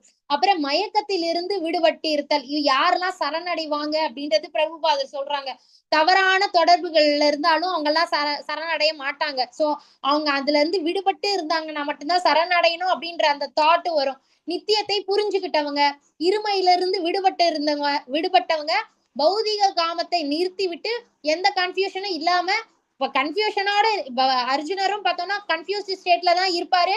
அதை நிறைய புலம்பி கொட்டுறாரு அப்படியே. அதுக்கப்புறம் சரண் அடைகிறாரு, பகவானே நீங்க தான் எனக்கு எது நல்லதோ அதை நீங்க சொல்லுங்க அப்படின்னு சரண் அடைஞ்சு கேட்கிறப்பதான் பகவான் எல்லாமே சொல்றாங்க. அந்த மாதிரி நம்மளும் கஷ்டத்துல இருக்கோம்னா தேவையில்லாம யார் கால்லாம் போய் விழக்கூடாது, பகவானோட திருவடியில நம்ம விழுந்துடணும். விழுந்து பகவானே நீதான் காப்பாத்தணும் அப்படின்னு சொல்லி சரண் அடைஞ்சா கண்டிப்பா பகவான் ஒரு சத்சங்கத்துல வரபாக்கியத்தை கொடுத்து நம்மள தூக்கி விட்டுருவாங்க. இது வந்து ஆன்மீக உலகமா பௌதிக உலகமா இத பத்தி எல்லாம் நம்ம இப்போ கோலோக சார்ட் இத பத்தி எல்லாம் நம்ம பார்ப்போம். ஹரே கிருஷ்ணா மாதாஜில நானே படிச்சிடுறேன். எனது அந்த பரம வாசஸ்தலம் சூரியனாலோ, இது வந்து என்னன்னா பகவானோட அந்த கோலோக விருந்தாவனம். இத பத்தி நான் ஆல்ரெடி உங்களுக்கு லைட்டா நான் ஏற்கனவே ப்ரீவியஸ் சாப்டர்ஸ்ல சொல்லியிருக்கேன். அதாவது கிருஷ்ணரோட விருந்தாவனம், கோலோக விருந்தாவனம் பாருங்க, தாமரை பூக்கு நடுவுல ராதையும் கிருஷ்ணரும் இருக்காங்க இல்லையா, அதை சுத்தி நிறைய பபுள்ஸா தெரியுது இல்லையா, இது எல்லாமே கோள்கள், நிறைய கோள்கள் இருக்கு. ஒரு கோளுக்கும் ஒரு விஷ்ணு இருப்பாங்க. சோ விஷ்ணு வேற கிருஷ்ணர் வேற. சோ இந்த விஷ்ணுவுக்கு எல்லா தலைவரா இருக்கிறது கிருஷ்ண பகவான். சோ அவரோட உலகம் எப்படி இருக்கும்னா, இப்ப நம்ம இந்த உலகத்துல எலக்ட்ரிசிட்டி இல்லாமலாம் நைட் டைம்ல இருக்க முடியாது. டே டைம்ல சூரிய வெளிச்சம் இருக்கு, நைட்ல வந்துட்டு சந்திர வெளிச்சம் இருக்கு, இல்லைன்னா எலக்ட்ரிசிட்டி இருக்கு. எலக்ட்ரிசிட்டி இல்லாம பகல்லையுமே வேலை கிடையாது, வேலை செய்ய முடியாது நம்மளால. பகவானோட உலகம் அப்படி எல்லாம் கிடையாது, எந்த எலக்ட்ரிசிட்டியும் இல்லை, அது சுய பிரகாசமா நல்லா அவ்வளவு பிரகாசமா இருக்கும். அதுதான் பகவான் இங்க சொல்றாங்க, எனது அந்த பரம வாசஸ்தலம் சூரியனாலோ சந்திரனாலோ நெருப்பினாலோ, ஏன்னா நெருப்பு வர்றப்ப அங்க ஒரு வெளிச்சம் வருது இல்லையா, சோ நெருப்பினாலோ மின்சாரத்தினாலோ ஒளியூட்டப்படுவது இல்லை. அதனை அடைபவர்கள் ஒருபோதும் இந்த ஜட உலகிற்கு திரும்புவது இல்லை. இதுவும் ஏற்கனவே பகவான் சொல்லியிருக்காங்க, யாரெல்லாம் என்னுடைய உலகத்துக்கு வராங்களோ அவங்க திரும்ப இந்த ஜட உலகத்துக்கு வரமாட்டாங்க. சோ இது கிருஷ்ணரோட கோலோக விருந்தாவனம். அதுல பாத்தீங்கன்னா ராதையும் கிருஷ்ணரும் நல்ல சந்தோஷமா இருந்துட்டு இருக்காங்க. அந்த கிருஷ்ணரோட கோலோகத்துல நிறைய பேர் இருப்பாங்க, அவங்க மட்டும் இல்ல, கோபர்கள் கோபியர்கள் யாரெல்லாம் நல்ல கிருஷ்ண பக்தி பண்றாங்களோ அவங்க எல்லாருமே அந்த உலகத்துல அவங்க என்னென்னவா ஆசைப்பட்டாங்களோ அது எல்லாமே அந்த அந்த உலகத்துல பகவான் அவங்களுக்கு அமைச்சு கொடுத்திருப்பாங்க. நான் வந்து உன்னோட ஃப்ரெண்டா இருக்கணும் அப்படின்னு நினைச்சு பக்தி பண்ணியிருந்தாங்கன்னா அவங்க எல்லாருமே ஆஃப்டர் டெத் பகவானோட உலகத்துல ஃப்ரெண்டா பகவான் கூட விளையாடிக்கிட்டு இருப்பாங்க. சரணாகதியே பரம வாசஸ்தலத்தை அடையும் ஒரே வழி. ஃபர்ஸ்ட் பக்தி பண்ணணும்னு நினைக்கிறாங்க அப்படின்னா முதல்ல அவங்க சரணாகதி பண்ணாதான் அவங்க பக்தியே பண்ண முடியும். இப்ப நம்ம பார்த்த அந்த ஸ்லோகத்தை தான் இங்க போட்டிருக்காங்க. சூரிய ஒளி மற்றும் மின்சாரத்திற்கு ஏன் அவசியம் இல்லை? ஏன்னா பகவானோட உலகம் வந்து தானாவே சுய பிரகாசம், அதுக்கு தனியா ஒண்ணு நமக்கு வேணும்னு ஒண்ணு இல்ல. சூரிய ஒளி மற்றும் மின்சாரத்திற்கு ஏன் அவசியம் இல்லை? ஆன்மீக வானில் உள்ள அனைத்து கிரகங்களும் சுயமாக பிரகாசிப்பவை. கிருஷ்ணரோட கோலோகத்தை சுத்தி பாத்தீங்கன்னா அந்த பபுள்ஸா பார்த்தோம் இல்லையா, அந்த எல்லா உலகமும் அவ்வளவு பிரகாசமா இருக்கும். அந்த கிரகங்களின் பிரகாசமே பிரம்ம ஜோதி எனப்படும் பேரொளி ஆகும். சோ சில பேர் வந்து அதுவுமே நம்ம படிப்போம், சில பேர் நல்ல பக்தி பண்ணியிருக்காங்க அப்படின்னா அந்த பிரம்ம ஜோதியோட ஐக்கியம் ஆயிடுவாங்க. சோ யாரெல்லாம் கிருஷ்ணரோட கோலோக விருந்தாவனத்துக்கு போறாங்க, யாரெல்லாம் அதை சுத்தி இருக்கிற ஆன்மீக உலகங்களுக்கு போவாங்க, யாரெல்லாம் இந்த பிரம்ம ஜோதியில ஐக்கியம் ஆவாங்க, அது எல்லாமும் கூட வரக்கூடிய ஸ்லோகங்கள்ல நம்ம பார்க்கலாம். பரம வாசஸ்தலத்தின் தகவல் ஏன் தரப்படுகிறது? இத்தகவலை கேட்டு ஒருவன் கவரப்பட வேண்டும். இப்படி எல்லாம் இருக்கா? இப்பவுமே நம்ம என்ன நினைச்சிருப்போம், விஷ்ணு கிருஷ்ணர் எல்லாரும் ஒண்ணுன்னு நினைச்சிருப்போம் இல்லையா? சோ நம்ம ஒரு விஷயம் கேட்க நமக்கு ரொம்ப இன்ட்ரெஸ்ட் முதல்ல வரணும். பகவானை பத்தி கேட்கறதுக்கு நல்ல இன்ட்ரெஸ்ட் நமக்கு தூண்டப்படும். நம்ம பகவானை பத்தி கேட்க அந்த நித்திய உலகத்திற்கு தன்னை மாற்றிக்கொள்ளவும் உண்மையின் இந்த பொய்யான பிம்பத்திலிருந்து தன்னை விடுவித்துக் கொள்ளவும் ஆர்வம் கொள்ள வேண்டும். சோ கிருஷ்ணரோட உலகம்னு ஒண்ணு இருக்கு, அந்த உலகத்துக்கு போகணும்னா நம்ம இங்க பற்று இல்லாம இருக்கணும், இங்க ரொம்ப பற்றோட இருக்கிறது. ஏன்னா எல்லாரும் என்ன நினைச்சுப்பாங்க, நான் வந்து என் பசங்க அப்கோர்ஸ் நம்ம பசங்க கிட்ட பாசமா இருந்து அவங்களுக்கு எல்லா செயல்களையும் நம்ம செஞ்சு கொடுக்கணும். அதுக்குன்ட்டு நான் எப்பவும் என் பசங்களே தான் நினைச்சுக்கிட்டு இருப்பேன், பசங்களே தான் பாத்துக்கிட்டு இருப்பேன். அவன் கல்யாணம் ஆயிட்ட அப்புறமா அவன் என்ன எப்படி நடந்துக்கிறான், எப்படி அவன் லைஃப லீட் பண்ணும், அப்புறம் அவன் பேர பசங்க, இப்ப என் பேர பையன் 10th ஸ்டாண்டர்டு, என் பேர பையன் வந்து 12th எழுத போறான், அவனுக்கு காலேஜ் கிடைக்குமா இப்படின்ட்டு ஓவரா நீங்க அதுலயே சிந்திச்சுட்டு இருந்தீங்கன்னா அப்ப எப்பதான் நம்ம கடவுளை நினைக்கிறது இல்லையா? அதனால நம்ம வந்து நம்ம எல்லாருமே அந்த மாதிரிதான் இருந்திருப்போம். ஆனா இங்க பகவத்கீதை கிளாஸஸ் எல்லாம் நம்ம பகவத்கீதையில பகவான் என்ன சொல்லியிருக்காரு அப்படின்றத தெரிஞ்சுக்கிட்ட அப்புறம் தான் நம்மளோட இதே மாறும் இல்லையா? நம்ம அப்படி வந்து ரொம்ப பற்றுன்னு இருக்க கூடாது. நம்ம வந்து பகவான் கிட்ட ஒப்படைச்சிடணும் எல்லாமே. பகவானுக்கு நிறைய டைம் ஸ்பெண்ட் பண்ணணும், இவங்க கிட்டே இருக்கணும். அதுக்குன்னு நம்ம என்ன யாருமே காட்டுல வந்து வாழல, எல்லாருமே குடும்பத்தோட தான் வாழ்ந்துட்டு இருக்கோம். நமக்குன்னு விதிக்கப்பட்ட கடமைகள் எல்லாமே செய்யணும். நம்ம மனசை வந்து முழுசா யார்கிட்ட கொடுக்கணும்? பகவான் கிட்ட கொடுத்துடணும். நித்திய உலகத்திற்கு தன்னை மாற்றிக்கொள்ளும். சோ அங்க போகணும்ன்ற ஆசை நமக்கு அங்க ஒண்ணு இருக்குன்றதே நமக்கு இங்க வந்துட்டு அப்புறம் தானே தெரியும். பகவத்கீதை படிச்சுட்டு அப்புறம் தான் கிருஷ்ணருக்கும் தனியா ஒரு உலகம் இருக்கு, நம்ம அங்க போகலாம், நல்ல கிருஷ்ண பக்தி பண்ணோம்னா நம்ம போகலாம் அப்படின்றதே நமக்கு இங்க பகவத்கீதை படிக்கதான் நமக்கு தெரிய வரும். கிருஷ்ண உணர்வு இதற்கு எப்படி உதவி அளிக்கும்? நம்ம கிருஷ்ணரோட கோலோகத்தை அடையறதுக்கு எப்படி வந்து கிருஷ்ண உணர்வோட நம்ம செயல்கள் செஞ்சா அது எப்படி எந்த அளவுக்கு ஹெல்ப்ஃபுல்லா இருக்கு அப்படின்றத இங்க சொல்றாங்க. கிருஷ்ணர் மீது பற்றை வளர்த்து கொள்வதன் மூலமாக படிப்படியாக பௌதீக பற்றின்மையை அடைய உதவும். சோ நம்ம எல்லாருமே இதை ஃபீல் பண்ணலாம். யாரெல்லாம் வந்து இப்ப நம்ம பகவத்கீதை கிளாஸஸ் அட்டன் பண்ண அப்படியே கண்டினியூஸா போக நம்ம கிருஷ்ண பக்தி நல்லா வளர்ந்துகிட்டே வரும். இந்த மெட்டீரியல் வேர்ல்டுல முன்னாடி நிறைய சினிமாக்கெல்லாம் நம்ம போயிட்டு இருந்திருப்போம், அது எல்லாமே கம்ப்ளீட்டா குறைஞ்சுக்கிட்டே வரும். ஒரு ஸ்டேஜ்ல நமக்கு அது பிடிக்காம கூட போகும். நம்ம ஃபுல்லா ஏன்னா கிருஷ்ணரை பத்தி நிறைய விஷயம் தெரிஞ்சுக்குவோம். அப்ப நமக்கு வந்து என்ன தோணுன்னா, நமக்கு கிருஷ்ணரை பத்தி தெரிஞ்சுக்கிறதுக்கே டைம் இல்லையே, இதுல ஏன்னா நமக்கு ஜபம் பண்றதுக்கு டைம் இல்லையே, நம்ம அந்த டைம்ல நம்ம சினிமா பார்த்துட்டு இருந்தோம். நம்ம நினைப்போம் 3 மணி நேரம் இருக்கு, நமக்கு 1.5 மணி நேரத்துல நம்ம 8 ரவுண்டு நம்ம பண்ணிடலாமே, 16 ரவுண்டு நம்ம முடிச்சிடலாமே, அப்ப நம்ம பண்ணலாம் நமக்கு பிளானிங் ஃபுல்லா இந்த மாதிரி நமக்கு மாறும் கிருஷ்ண பக்தி பண்ண. இப்ப பிரபுபாதர் அவர்களும் என்ன சொல்றாங்க, பரமபுருஷ பகவானின் பக்தி தொண்டில் பற்று கொள்ளாமல் இப்பௌதிக உலகத்தின் கவர்ச்சியிலிருந்து ஒருவனால் விடுபட முடியாது. சோ நம்ம இத பத்தியும் ஏற்கனவே நம்ம பேசியிருக்கோம். நம்ம கண்களை பகவானோட விஷயங்களை பார்க்காம கிருஷ்ண பிரசாதம் கொடுக்கல அப்படின்னா தேவையில்லாம ஏதோ ஒரு ஆக்டரோ ஆக்ட்ரஸோ இல்ல பொலிட்டீஷியனோ இல்ல ஸ்போர்ட்ஸ் ஸ்டார் யாரா வேணாலும் இருக்கலாம், அவங்க கிட்ட மயங்கி விழுந்துருவோம். அவங்கள பத்தி தெரிஞ்சுக்கிற நம்மளுமே முன்னாடி அப்படி இருந்திருப்போம். தேவையில்லாம இப்ப பாத்தீங்கன்னா சில பசங்க அப்படியே நோட்டு ஃபுல்லா ஒட்டி வச்சிருப்பாங்க. யார எவனோ ஒரு ஹீரோவோ ஸ்போர்ட்ஸ் ஸ்டாரோ பொலிட்டீஷியனோ யாரா வேணாலும் இருக்கலாம், ஒட்டி வச்சிருப்பாங்க. அவனை பத்தி ரிசர்ச் பண்ணிட்டு இருப்பாங்க. இதெல்லாம் இந்த முட்டாள்தனம் நம்மளுமே பண்ணிருக்கோம். ஆனா ஏன் அப்படிலாம் இருக்கும்? நம்ம பகவத்கீதை அறிவு நமக்கு இல்ல. சோ நம்ம பகவான் அவன் இப்ப எவனோ ஒருத்தனை ஒட்டி அவன் நம்ம வாழ்க்கைக்கு ஏதாவது 1% பயன் கிடைக்குமா? 1% இல்ல. நமக்கு கிடைச்சிருக்க இந்த மனுஷ பிறவி, அதுவும் நம்ம எவ்வளவு நாள் உயிரோட வாழ்வோம் தெரியாது. டைம் எப்படி நம்ம வேஸ்ட் பண்றோம். இப்ப யூடியூப்ல எவ்வளவு பேர் ஷார்ட்ஸ், அந்த ஷார்ட்ஸ நம்ம இப்படியே ஸ்க்ரால் பண்ணிக்கிட்டே இருக்கப்ப நமக்கு டைம் போறதே தெரியாது. அவ்வளவு நேரம் டைம் வேஸ்ட் போயிருக்கோம். ஆனா நம்ம ஸ்க்ரால் பண்ற அந்த ஒருத்தனும் கோடியா சம்பாதிச்சுட்டு இருக்கான். நம்ம டைம் அவன் யூஸ் பண்ணி அவன் சம்பாதிச்சுக்கிட்டு இருக்கான். ஆனா நம்ம என்ன பண்ணணும்? நமக்கு டைம் கிடைச்சிருக்கா? கிருஷ்ண பக்தியில என்னென்ன விஷயங்கள் நம்ம பண்ணலாம்? நம்ம பகவத்கீதை ஸ்லோகம் வாசிக்கலாம், இல்ல புக்கு படிக்கலாம், பாகவதம் படிக்கலாம். இது எல்லாத்துக்குமே பெனிஃபிட்ஸ் இருக்கு. நம்ம பெனிஃபிட்ஸை தேடி நம்ம போல, ஆனா ஆட்டோமேட்டிக்கா பகவான் கொடுத்துருவாரு.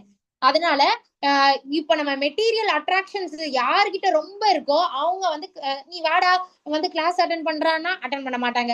கோயிலுக்கு வாடானா வர மாட்டாங்க. நான் நாம ஜபம் பண்ண வர மாட்டாங்க. ஏன்னா அவங்க அதுல மூழ்கி போய் இருக்காங்க. அது டேஞ்சரஸ்.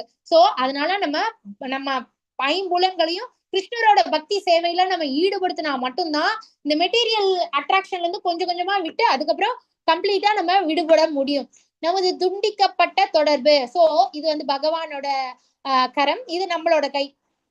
சோ நம்ம எல்லாருமே ஒரு காலத்துல பகவானோட தான் இருந்தோம். ஆனா நம்ம சில ஆசைகள் பட்டனால சரி நீ போய் அனுபவிச்சுட்டு வான்னு நம்ம பகவான் நம்மள விட்டுட்டாரு. இப்போ ஒரு மெட்டீரியல் வேர்ல்டுலயே ஒரு அம்மா அப்பா ஒரு குழந்தைய வளர்ந்துட்டு இருக்காங்க. அந்த குழந்தை ஏதோ ஒரு திருவிழால காணாம போயிடுச்சு, அப்படியே தொலைஞ்சு போயிடுச்சுன்னா அந்த குழந்தை எவ்வளவு ஏங்கிக்கிட்டு இருக்கும். அச்சோ எங்க அம்மா அப்பா விட்டுட்டாம, எவ்வளவு ஏக்கத்தோட. அந்த மாதிரி நம்ம ஆக்சுவலா ஏக்கத்தோட இருக்கணும். நம்ம பகவான் கூட இருந்தோமே, நம்ம பகவானை போய் அந்த ஏக்கம் ஆனா நமக்கு இருக்கா? நமக்கு இல்ல.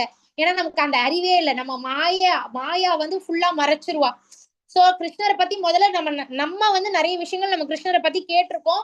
அதனாலதான் நம்ம இங்க பகவத்கீதை கிளாஸஸ்ல பகவான் நம்மள உட்கார வச்சிருக்காரு. இன்னும் நிறைய விஷயம் நீ தெரிஞ்சுக்கோ, இன்னும் நல்ல கிருஷ்ண பக்தி பண்ணு அப்படின்ட்டு. இப்படி கிருஷ்ண பக்தி பண்ணா நம்ம மறுபடியும் போய் பகவானோட உலகத்துக்கு அடைஞ்சிடலாம். சோ அதனால நம்ம அந்த ஏக்கத்தோட நம்ம இருக்கணும். பகவானே நான் உன்கிட்ட எப்போ வருவேன், உன்னோட உலகத்துக்கு நான் எப்போ வருவேன் அப்படின்ட்டு. நாம் கிருஷ்ணரின் நித்திய அங்க துணுக்குகள். இந்த டார்வின்ஸ் தியரியில குரங்குல இருந்து மனுஷன் வந்தான் அப்படின்லாம் ஒரு சயின்டிஸ்ட் சொன்னார் இல்லையா? நம்ம யாருமே குரங்குல இருந்து எல்லாம் வரல. பகவான் என்ன சொல்லியிருக்காங்க? நீங்க என்னோட பின்ன பகுதிகள், நம்ம எல்லாருமே parts and parcel of Krishna அப்படின்ட்டு நம்ம பகவானே பகவத்கீதையில சொல்லியிருக்கோம். யாரோ ஒரு ஆள் சொல்றத நம்ம நம்புறோம். பகவான் பகவத்கீதையில பகவானே சொல்லியிருக்காங்க. ஆனா நம்ம அதை நம்ப மாட்டோம். நமது உண்மையான அடையாளத்துக்கு விழித்துக் கொள்வோம். சோ நம்மளோட உண்மையான அடையாளம் எது? நம்ம மனுஷ பிறவி கொடுக்கப்பட்டிருக்குன்னா கிருஷ்ண பக்தி பண்ணி நம்ம பகவானோட உலகத்தை அடையிறதுதான் நமது உண்மையான அடையாளம். சோ அதுல இருந்து நீங்க முழிச்சுக்கோங்க. தேவையில்லாம இந்த பௌதிக அட்ராக்ஷன்ஸ்ல போயிட்டு அதுல காணாம போயிடக்கூடாது. நம்ம வாழ்க்கை ஆனந்தமயமானதாய் இருக்கும். எங்க கிருஷ்ணரோட கோலோக விருந்தாவனத்துல. நான் கிருஷ்ணருடையவன், நம்ம எல்லாருமே கிருஷ்ணரோட சொத்து அப்படின்னு நம்ம நினைக்கணும். அப்படி நம்ம நினைச்சோம் அப்படின்னா இப்ப எத்தனை குழந்தைகளுக்கு அப்பா அம்மா இல்லாம இருக்காங்க. எத்தனையோ பேரு கூட பிறந்தவங்க வச்சு கூட பிறந்தவங்களே தாய் தந்தையா இருந்து அவங்கள வளர்த்து விட்டுருப்பாங்க. அவங்க எல்லாம் எவ்வளவு கவலைப்படுவாங்க. சோ பகவான் என்ன சொல்றாங்கன்னா, யாருமே அனாதைன்னு யாருமே கிடையாது. ஏன்னா எல்லாருக்கும் தந்தையா பகவான் இருக்கார், கிருஷ்ணர் இருக்கார்.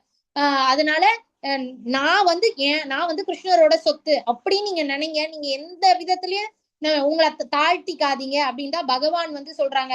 என்னும் ஒரு சுய நினைவுடனான முடிவு போதும். சோ நம்ம யாருமே எந்த கஷ்டம் வந்தாலும் எனக்கு பகவான் இருக்காங்க, பகவான் என்ன காப்பாத்துவாங்க, அந்த கம்ப்ளீட் ஃபெய்த் முதல்ல இருக்கணும்.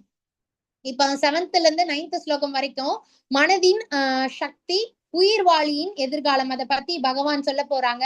இந்த கட்டுண்ட உலகில் இருக்கும் ஜீவாத்மாக்கள் எல்லாரும் எனது நித்தியமான அம்சங்கள் ஆவர். சோ பகவான் வந்து தெளிவா சொல்லிட்டாங்க, இந்த ஜீவாத்மாக்கள்ன்றது நம்ம இல்லையா. சோ நம்ம எல்லாருமே பகவான் கிட்ட இருந்துதான் நம்ம வந்திருக்கோம். கட்டுண்ட வாழ்வின் காரணத்தால் மனம் உட்பட 6 புலன்களுடன் இவர்கள் மிகவும் கடினமாக சிரமப்படுகின்றனர். பகவானே சொல்றாங்க, இவங்க வந்து கஷ்டப்பட்டுட்டு இருக்காங்க. இப்படி இந்த ஜட உலகம், இந்த பற்று, இதனால அப்புறம் மனசு போட்டு இழுக்குது அவங்கள.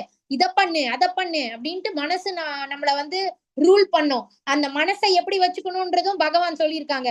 இந்த புலனுகர்ச்சி 6 விஷயங்கள், எப்படி ஆமை வந்து அதுக்கு ஏதாவது ஒரு கஷ்டம் வருதுன்னா அதோட புலன்கள் எல்லாத்தையுமே உள்ள இழுத்துக்கும்.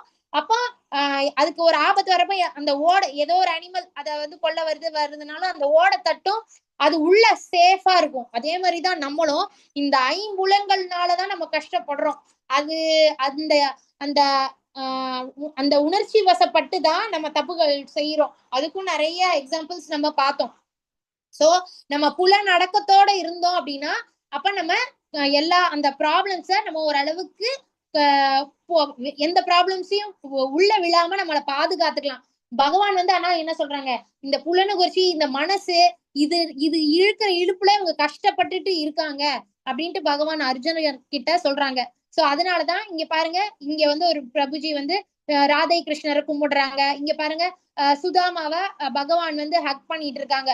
மமை வாம்சோ ஜீவ, பகவானின் அம்சம். ஏன்னா பகவான் என்ன சொல்றாங்க, நீங்க எல்லாரும் என்னோட அம்சம், அதனால நீங்க எல்லாருமே என்ன பக்தி பண்ணிட்டு என்னோட உலகத்துக்கு வாங்க. அங்க பாருங்க டெய்லி இந்த மாதிரிதான், வெறும் அவரோட உலகத்துல சோகமா யாருமே இருக்க மாட்டாங்க, எல்லாருமே ஹாப்பியா தான் இருப்பாங்க. சோ அது வந்து இப்ப யசோதா, நான் வந்து கிருஷ்ணர் எனக்கு குழந்தை மாதிரி அப்படின்ற பாவத்துல நிறைய பேர் இருப்பாங்க. அப்போ அவங்களுக்கு அப்படியே பக்தி பண்ணாங்கன்னா பகவான் அங்க போயிட்டு அந்த அம்மா, அந்த தாய்மை உணர்வோட அவங்க இருக்கிற மாதிரி பகவான் குழந்தையா வந்து அவங்க கிட்ட விளையாடுவாங்க, சாப்பிடுவாங்க, எல்லாமே பண்ணுவாங்க. சோ நம்ம எந்த பாவத்தை விரும்புறோமோ அது வந்து கிடைக்கும். நம்ம ஜஸ்ட் இந்த உலகத்துல கிருஷ்ண பக்தி பண்ணிட்டு இருந்தாலே போதும், அது எல்லாமே பகவான் வந்து நிறைவேற்றி கொடுப்பாரு. உயிர் வாழியின் அடையாளம், ஸ்வரூப நிலை, நித்தியமாக பகவானின் அம்சம். தற்போதைய நிலை, சுதந்திரத்தை தவறாக பயன்படுத்தி மனம் உட்பட 6 புலன்களுடன் பௌதீக உலகில் மிகவும் கடினமாக சிரமப்படுகின்றனர் அப்படின்னு பகவான் சொல்லியிருக்காங்க இல்லையா. நம்ம எல்லாருமே பகவானோட அம்சம். அதை நமக்கு கொஞ்சம் ஃப்ரீடமும் பகவான் கொடுத்துருக்காங்க. ஆனா அந்த ஃப்ரீடமை தப்பா நம்ம யூஸ் பண்ணிக்கிட்டு நம்ம இஷ்டத்துக்கு நம்ம நடந்துக்கிறோம். அப்படிலாம் நடந்துக்க கூடாது. சாஸ்திரத்துல என்ன சொல்லப்பட்டிருக்கோ அதுபடிதான் நம்ம நடக்கணும். அதுதான் பகவானும் சொல்றது. அவங்க இஷ்டத்துக்கு நடந்துகிட்டனால அவங்க கஷ்டப்பட்டுட்டு இருக்காங்க அப்படின்ட்டு. கிருஷ்ணர் நம்மை அதாவது நம்மைன்றது நம்ம எல்லாரும் ஜீவாத்மாக்கள், நித்தியமான பின்ன பகுதிகள், பார்ட்ஸ் அண்ட் பார்சல் அப்படின்னு சொல்லுவோம் இல்லையா. சோ கிருஷ்ணரோட பின்ன பகுதிகள் தான் நம்ம எல்லாருமே என்று கூறுகிறார். யார்? பகவானே சொல்றாங்க, நீங்க என்னோட பின்ன பகுதிகள், என்கிட்ட இருந்துதான் வந்திருக்கீங்க. நாம் அவருடன் ஒன்றாக ஆகிவிட முயற்சி செய்யக்கூடாது, அது சாத்தியம் அல்ல. ஏன்னா அவர் பகவான். நம்ம வந்து அவரோட உலகத்துக்கு போலாம், ஆனா அவரோட அப்படியே ஒன்றிவிட முடியாது, அது சாத்தியம் அல்லன்னு பிரபுபாதர் அவர்கள் சொல்லியிருக்காங்க. நான் பொய் அகங்காரம் என்னும் சங்கிலியால் கட்டப்பட்டுள்ளேன். ஏன்னா இப்ப அந்த சத்துவ நிலையில இருக்கிறவங்க, நீங்க இந்த பொய் அகங்காரம்னாலே நீங்க அதை நினைச்சுக்கலாம், அவங்க நல்ல விஷயங்கள் தான் செய்யறாங்க, ஆனா அந்த ஈகோ அவங்க கிட்ட இருக்கும். எனது மனது துன்பமயமான பௌதீக உலகத்திலிருந்து தப்பிக்க என்னை விடமாட்டேன் என்கிறது. சோ அந்த ஈகோ தான் நம்ம புடிச்சு இழுக்குது. நீ எதுக்கு அதெல்லாம் அவங்க என்ன சொல்றது நீ என்ன கேக்குறது, உனக்கு எல்லாமே தெரியும், அவங்க சொல்லிதான் உனக்கு புரிஞ்சுக்கணுமா அப்படின்னு நம்ம அந்த ஈகோ தான் நம்மள கீழே புடிச்சு இழுக்குது. எனது விதி, நான் எனது சுதந்திரத்தை எப்படி உபயோகிக்கிறேன் என்பதில் உள்ளது. தவறாக உபயோகித்தால் முக்குணங்களால் கட்டுப்பட்டுள்ளேன். அதை நம்ம போன சாப்டர்லயே பார்த்தோம். சரியாக உபயோகிப்பதால் விடுதலை அடைவேன், அதுவும் நம்ம போன சாப்டர்ல பார்த்தோம். சரியா நம்ம நல்லதே செஞ்சுட்டு இந்த பிசிக்கலாவும் மென்டலாவும், இந்த சத்துவ நிலையில இருக்கிறவங்க பிசிக்கலாவும் அவங்கள ஒழுங்கா பாத்துக்குவாங்க, மென்டலாவும் அவங்க நல்லா பாத்துக்குவாங்க. காலையில ஏர்லி மார்னிங் எந்திரிக்கிறது, எக்ஸசைஸ் பண்றது, யோகா பண்றது, மோட்டிவேஷனல் புக் படிக்கிறது, இதெல்லாம் இருக்கும். ஆனா அந்த கொஞ்சம் அகம்பாவம் இருக்கும். அந்த அகபாவமும் அவங்க சுத்த சத்துவ நிலைக்கு வர்றப்போ போயிடும். ஓகேங்களா? சோ அதனாலதான் அவங்க சுத்த சத்துவ நிலைக்கு வந்தாதான் அவங்க விடுதலை அடைவாங்க. இப்ப அந்த 15th சாப்டரோட சுருக்கம் இது வந்து நம்ம ஏற்கனவே பார்த்தோம். இப்ப 8th ஸ்லோகம்ல காற்று நறுமணத்தை தாங்கி செல்வதை போல ஜட உலகில் இருக்கும் உயிர்வாழி ஓர் உடலிலிருந்து மற்றொரு உடலுக்கு வாழ்வின் பல்வேறு உணர்வுகளை சுமந்து செல்கிறான். இப்ப கோயில்ல பாத்தீங்கன்னா வரிசையா நிறைய மாலைகள் கட்டி தோரணம், அந்த மாலைகள் எல்லாம் விக்கிற இடம் இருக்குன்னு வைங்களேன். அந்த இடத்துக்கு போறப்பவே அவ்வளவு நல்லா அந்த சுகந்தம், அந்த மனம் எல்லாம் ரொம்ப மல்லிகை பூ இருக்கு, பன்னீர் ரோஜா இருக்கு, அப்புறம் அந்த பன்னீர் சம்பங்கி பூ, இதெல்லாம் நிறைய நல்ல வாசனையா இருக்கும். முல்லை பூ இதெல்லாம் இருக்கிற அத அப்படியே வரிசையா கட்டி தொங்க விட்டுருக்காங்க. அப்ப நமக்கு அங்க அந்த வழியா நடந்து போறப்பவே எவ்வளவு வாசனையா இருக்கும் இல்லையா? இப்போ அந்த ஒரு மாலை இருக்கு, ஒரு மல்லிகை பூ மாலை தான் இருக்குன்னு வச்சுக்கோங்களேன். அந்த மல்லிகை பூ எல்லாம் உதிர்ந்துச்சுனாலும் அந்த அந்த நாருல பாத்தீங்கன்னா அதோட மனம் இருக்கும். அதே மாதிரி நம்ம வந்து நிறைய பிறவிகள் நிறைய ஜென்மம் எடுத்திருந்தாலும் அந்த வாசனையோடவே இப்ப நம்ம போன ஜென்மத்து வாசம் இந்த ஜென்மத்துல கொஞ்சம் இருக்கும். இத பத்தியும் நான் கொஞ்சம் லைட்டா சொல்லியிருந்தேன் ஏற்கனவே. பல்வேறு உணர்வுகள், சில உணர்ச்சிகள்லாம் பாத்தீங்கன்னா நம்ம அந்த உணர்ச்சியோட தான் அப்படியே வந்துகிட்டே இருப்போம்.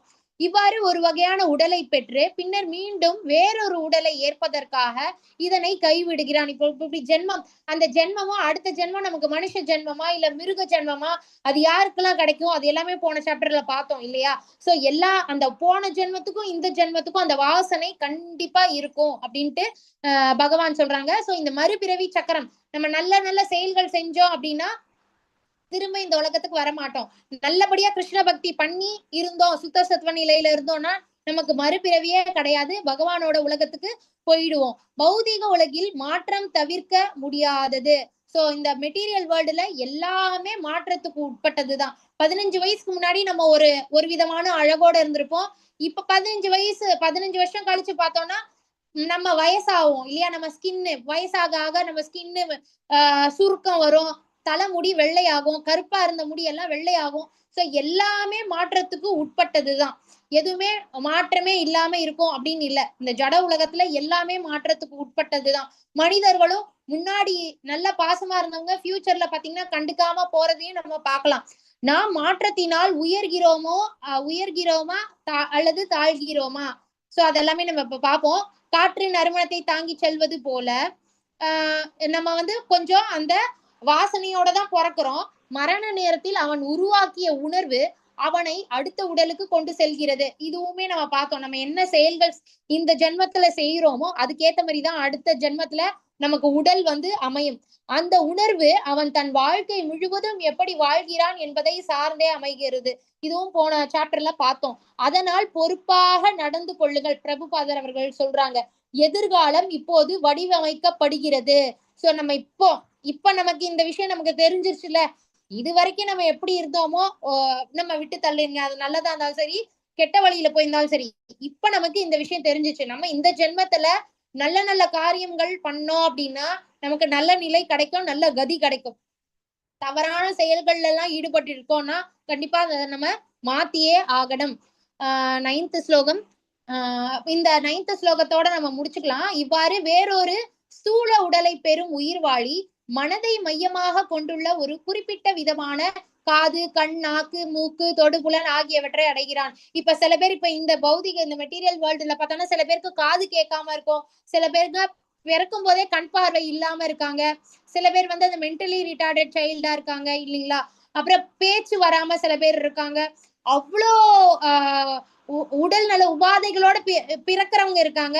இல்ல ஒரு ஸ்டேஜுக்கு அப்புறம் உடல் உபாதைகள் அவ்வளவு உடல் உபாதைகள் இருக்கும் சில பேருக்கு. அதுக்கு எல்லாமே போன ஜென்மத்துல அவங்க செஞ்ச அந்த பாவ புண்ணியங்களுக்கு ஏத்த மாதிரி தான் அவங்களுக்கு இது கொடுக்கப்பட்டிருக்கு அப்படின்னு பகவான் சொல்றாங்க.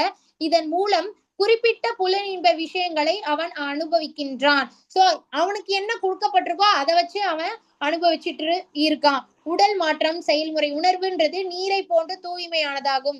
இப்ப நம்ம ஒரு பியோர் வாட்டர் இருக்கு, அதுல வந்து கொஞ்சம் இந்த ரெட்டிக்கு கலக்குறாங்கன்னு வைங்க, அது ஃபுல்லாவே கலர் மாறிடும் இல்லையா? அதே மாதிரிதான் நம்ம குணங்களும்.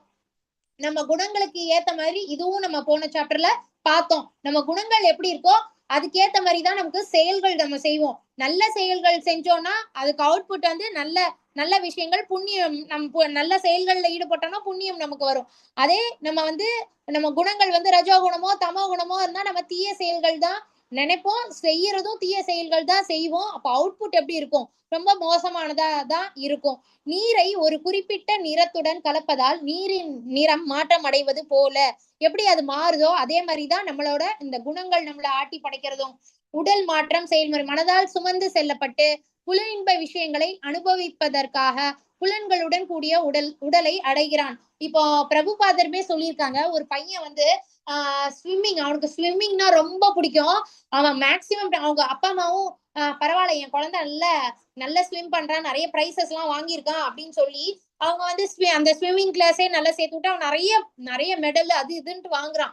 சோ அவனோட மேக்சிமம் டைம் பாத்தீங்கன்னா ஸ்விம்மிங்ல தான் இருக்கு. அப்போ கிருஷ்ணர் என்ன அவனுக்கு அடுத்த பிறவி என்னவா இருக்கும்னா, இப்போ பாருங்க இங்க ஒரு பிக்சர் இருக்குல்ல, மீன். அவனுக்கு மீன் பிறவி தான் பகவான் கொடுப்பாங்க. ஏன்னா மேக்சிமம் டைம் அவன் நீர்ல தான் இருக்கான். ஸ்விம்மிங் கிளாஸ், ஸ்விம்மிங்ல நான் இருப்பேன், ஸ்விம்மிங்ல நான் சாதிக்கணும். சோ இப்ப இருக்கு. அப்ப யாருமே சாதிக்க கூடாதா அப்படின்னா, அப்ப அவன் அது போக அவன் எவ்வளவு நேரத்தை பகவானுக்கு, ஏன்னா அவனுக்கு மனுஷ பிறவி கொடுக்கப்பட்டிருக்கு இல்லையா? மனுஷ பிறவி என்ன இந்த மாதிரி ஸ்விம்மிங் பண்ணியே பொழுது கழிக்கிறதுக்கா? மனுஷ பிறவி பக்தி பண்றதுக்காக கொடுக்கப்பட்டிருக்கு. நீ அந்த மனுஷ பிறவிக்கு இந்த மாதிரியான விஷயங்கள் நீ கொடுத்த அப்படின்னா அடுத்த ஜென்மத்துல சோ நம்ம எவ்வளவு ஜாக்கிரதையா இருக்கணும்னு பாருங்க. பகவத்கீதை கிளாஸஸ் அட்டென்ட் பண்ணதான் நமக்கு தெரியும், ஓ அப்ப இப்படி ஒரு விஷயம் இருக்கா அப்படின்றது எல்லாமே. சோ நம்ம கேர்ஃபுல்லா இருக்கணும்னு பிரபுபாதர் அவர்களுமே சொல்றாங்க. இப்போ இந்த ஒரு பிறவி, நாய் பிறவியா இருக்கட்டும், பூனையா இருக்கட்டும், குதிரையா இருக்கட்டும், ஒரு பிறவிக்குமே அந்த போன ஜென்மத்துல அந்த பர்டிகுலர் மனுஷ ஜென்மமே எடுத்துக்கலாம். அவங்க செய்யக்கூடிய சில தவறுகள்னால அடுத்த பிறவி இந்த மாதிரியான பிறவிகள் அவங்களுக்கு கிடைக்கும். நான் நேத்திக்கு கூட சொன்னேன் இல்லையா, இப்போ புலனின்ப விஷயத்துல ரொம்ப ஈடுபட்டுக்கிட்டு இருக்காங்க அப்படின்னா அவங்களுக்கு அடுத்த ஜென்மத்துல ஒரு புறாவோட உடலோ இல்ல ஒரு குரங்கினோட உடலோ அவங்களுக்கு கிடைக்கும். ஏன்னா அதுங்க ரெண்டுமே புலனின்ப விஷயத்துல ரொம்ப நாட்டம் ஜாஸ்தியா இருக்கும். சோ அதனால நம்ம மனுஷ பிறவிய நம்ம என்ன செயல்கள் பாக்குறோம், எதை திங்க் பண்றோம், என்ன செயல்கள் செய்யறோம், இது எல்லாமே ரொம்ப ரொம்ப முக்கியம். நாம் மனிதர்களுடன் சங்கம் வைத்துக் கொள்வதில்லை, அவர்களின் குணங்களுடன் சங்கம் வைத்துக் கொள்கிறோம் அப்படின்னு பிரபுபாதர் அவர்கள் சொல்றாங்க. ஏன்னா இப்ப சத்துவ குணத்துல இருக்கான், அவன் நல்லா இருக்கான், அவன் நல்லா பிஹேவ் பண்றான் எல்லார்கிட்டயும் அப்படின்னா அப்ப நம்ம அவங்க கிட்ட நம்ம ஃப்ரெண்ட்ஷிப் வச்சுக்கணும் அப்படின்னு நம்ம எல்லாரும் இருப்பாங்க. அதே ஒருத்தன் கத்திக்கிட்டே இருக்கான்னா அவங்க கிட்ட போய் இது பண்ணுவான். அப்ப கத்துற அவனுக்கு ஒரு கூட்டம் இருக்கும், அவங்களுக்கு அந்த டேஸ்ட் இருக்கிறவங்களுக்கு.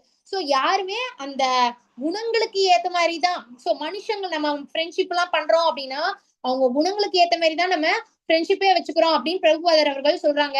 சோ அந்த சங்கம் இருக்குல்ல, அது ஃப்ரெண்ட்ஷிப்பா இருக்கட்டும், எந்த ஒரு இதா இருக்கட்டும், அத நீங்க கரெக்டா சூஸ் பண்ணுங்க. ஏன்னா அது நம்ம மிஸ்டைரக்ட் பண்ணும். அதனால ரொம்ப ஜாக்கிரதையா நம்ம சூஸ் பண்ணணும் அப்படின்னு பிரபுபாதர் அவர்கள் சொல்றாங்க. எந்த அளவுக்கு சீக்கிரமாக இந்த பூரண உண்மையை நாம் உணர்ந்து கொள்கிறோமோ அந்த அளவுக்கு நன்மை பயக்கும். ஒருவரின் உண்மையான உணர்வு கிருஷ்ண உணர்வே. சோ நம்ம கிருஷ்ண உணர்வை ஏற்படுத்துற மாதிரியான கிருஷ்ண பக்தி நம்ம பண்ணணும் அப்படின்னு சொல்லி அதுக்கு அத சொல்ற மாதிரியான ஒரு சத்சங்கத்துல இருந்தோம் அப்படின்னா நம்ம கிருஷ்ண பக்தி நமக்கு வளரும். அதுவே ஒரு பாலிடிக்ஸ் பத்தி ஒரு சங்கம் இருக்கு, அவங்க எப்ப பாரு அவங்களோட வேலை என்னன்னா இந்த பாலிட்டிஷியன் என்ன தப்பு பண்றான், அவன் என்ன பண்றான், அவன் எவ்வளவு கோடி பதுக்கி வச்சிருக்கான், இவன் எவ்வளவு கோடி பதுக்கி வச்சிருக்கான், இதுக்கா நமக்கு மனுஷ பிறவி ஆண்டவன் கொடுத்திருக்கான். சோ அப்படியும் இருக்காங்க மக்கள். அதான் பிரபுபாதர் அவர்கள் சொல்றாங்க, உனக்கு மனுஷ பிறவி கொடுத்திருக்கு, நீ எப்படி யூஸ் பண்ணிக்கிட்டு இருக்க அதுக்கு ஏத்த மாதிரிதான் உனக்கு அடுத்த பிறவி இருக்கு. அதனால அந்த புரிதல் உனக்கு இருக்கணும் அப்படின்ட்டு பிரபுபாதர் அவர்களும் சொல்றாங்க. இப்ப நம்ம 10th ஸ்லோகம்ல இருந்து நாளைக்கு பார்க்கலாம். நான் இதோட முடிச்சுக்கிறேன். வாஞ்சா கல்பதர்பியஷ கிருபா சிந்துப்யேவச்ச பதிதானாம் பாவனேபியோ வைஷ்ணவேபியோ நமோ நமஹ. அனந்த கோடி வைஷ்ணவ விருந்து கி ஜெய். அனந்த கோடி பக்த விருந்து கி ஜெய். ஸ்ரீல பிரபுபாதர் கி ஜெய். ஜெய். கிருஷ்ணா மகா மந்திர கி ஜெய். चैतन्य महाप्रभु की जय। श्री राधा गोविंद की जय। भगवत गीता और भागवत ग्रंथों की जय। गौर प्रेमानंदे हरि हरि हरि हरि बोल. Thanks lot. எல்லாரும் வாங்க, கண்டினியூஸா வாங்க. இன்னும் ஆகஸ்ட் 2ஆம் தேதிக்குள்ள நம்ம கண்டிப்பா முடிச்சிருவோம், 18 சாப்டர்ஸும் முடிச்சிருவோம். அப்புறம் நீங்க எல்லாருமே L3க்கு மூவ் ஆயிடுவீங்க. அதனால எல்லாரும் கண்டினியூஸா வாங்க, இன்னும் நல்ல நம்மளோட கிருஷ்ண பக்தியும் நல்ல வளரும்.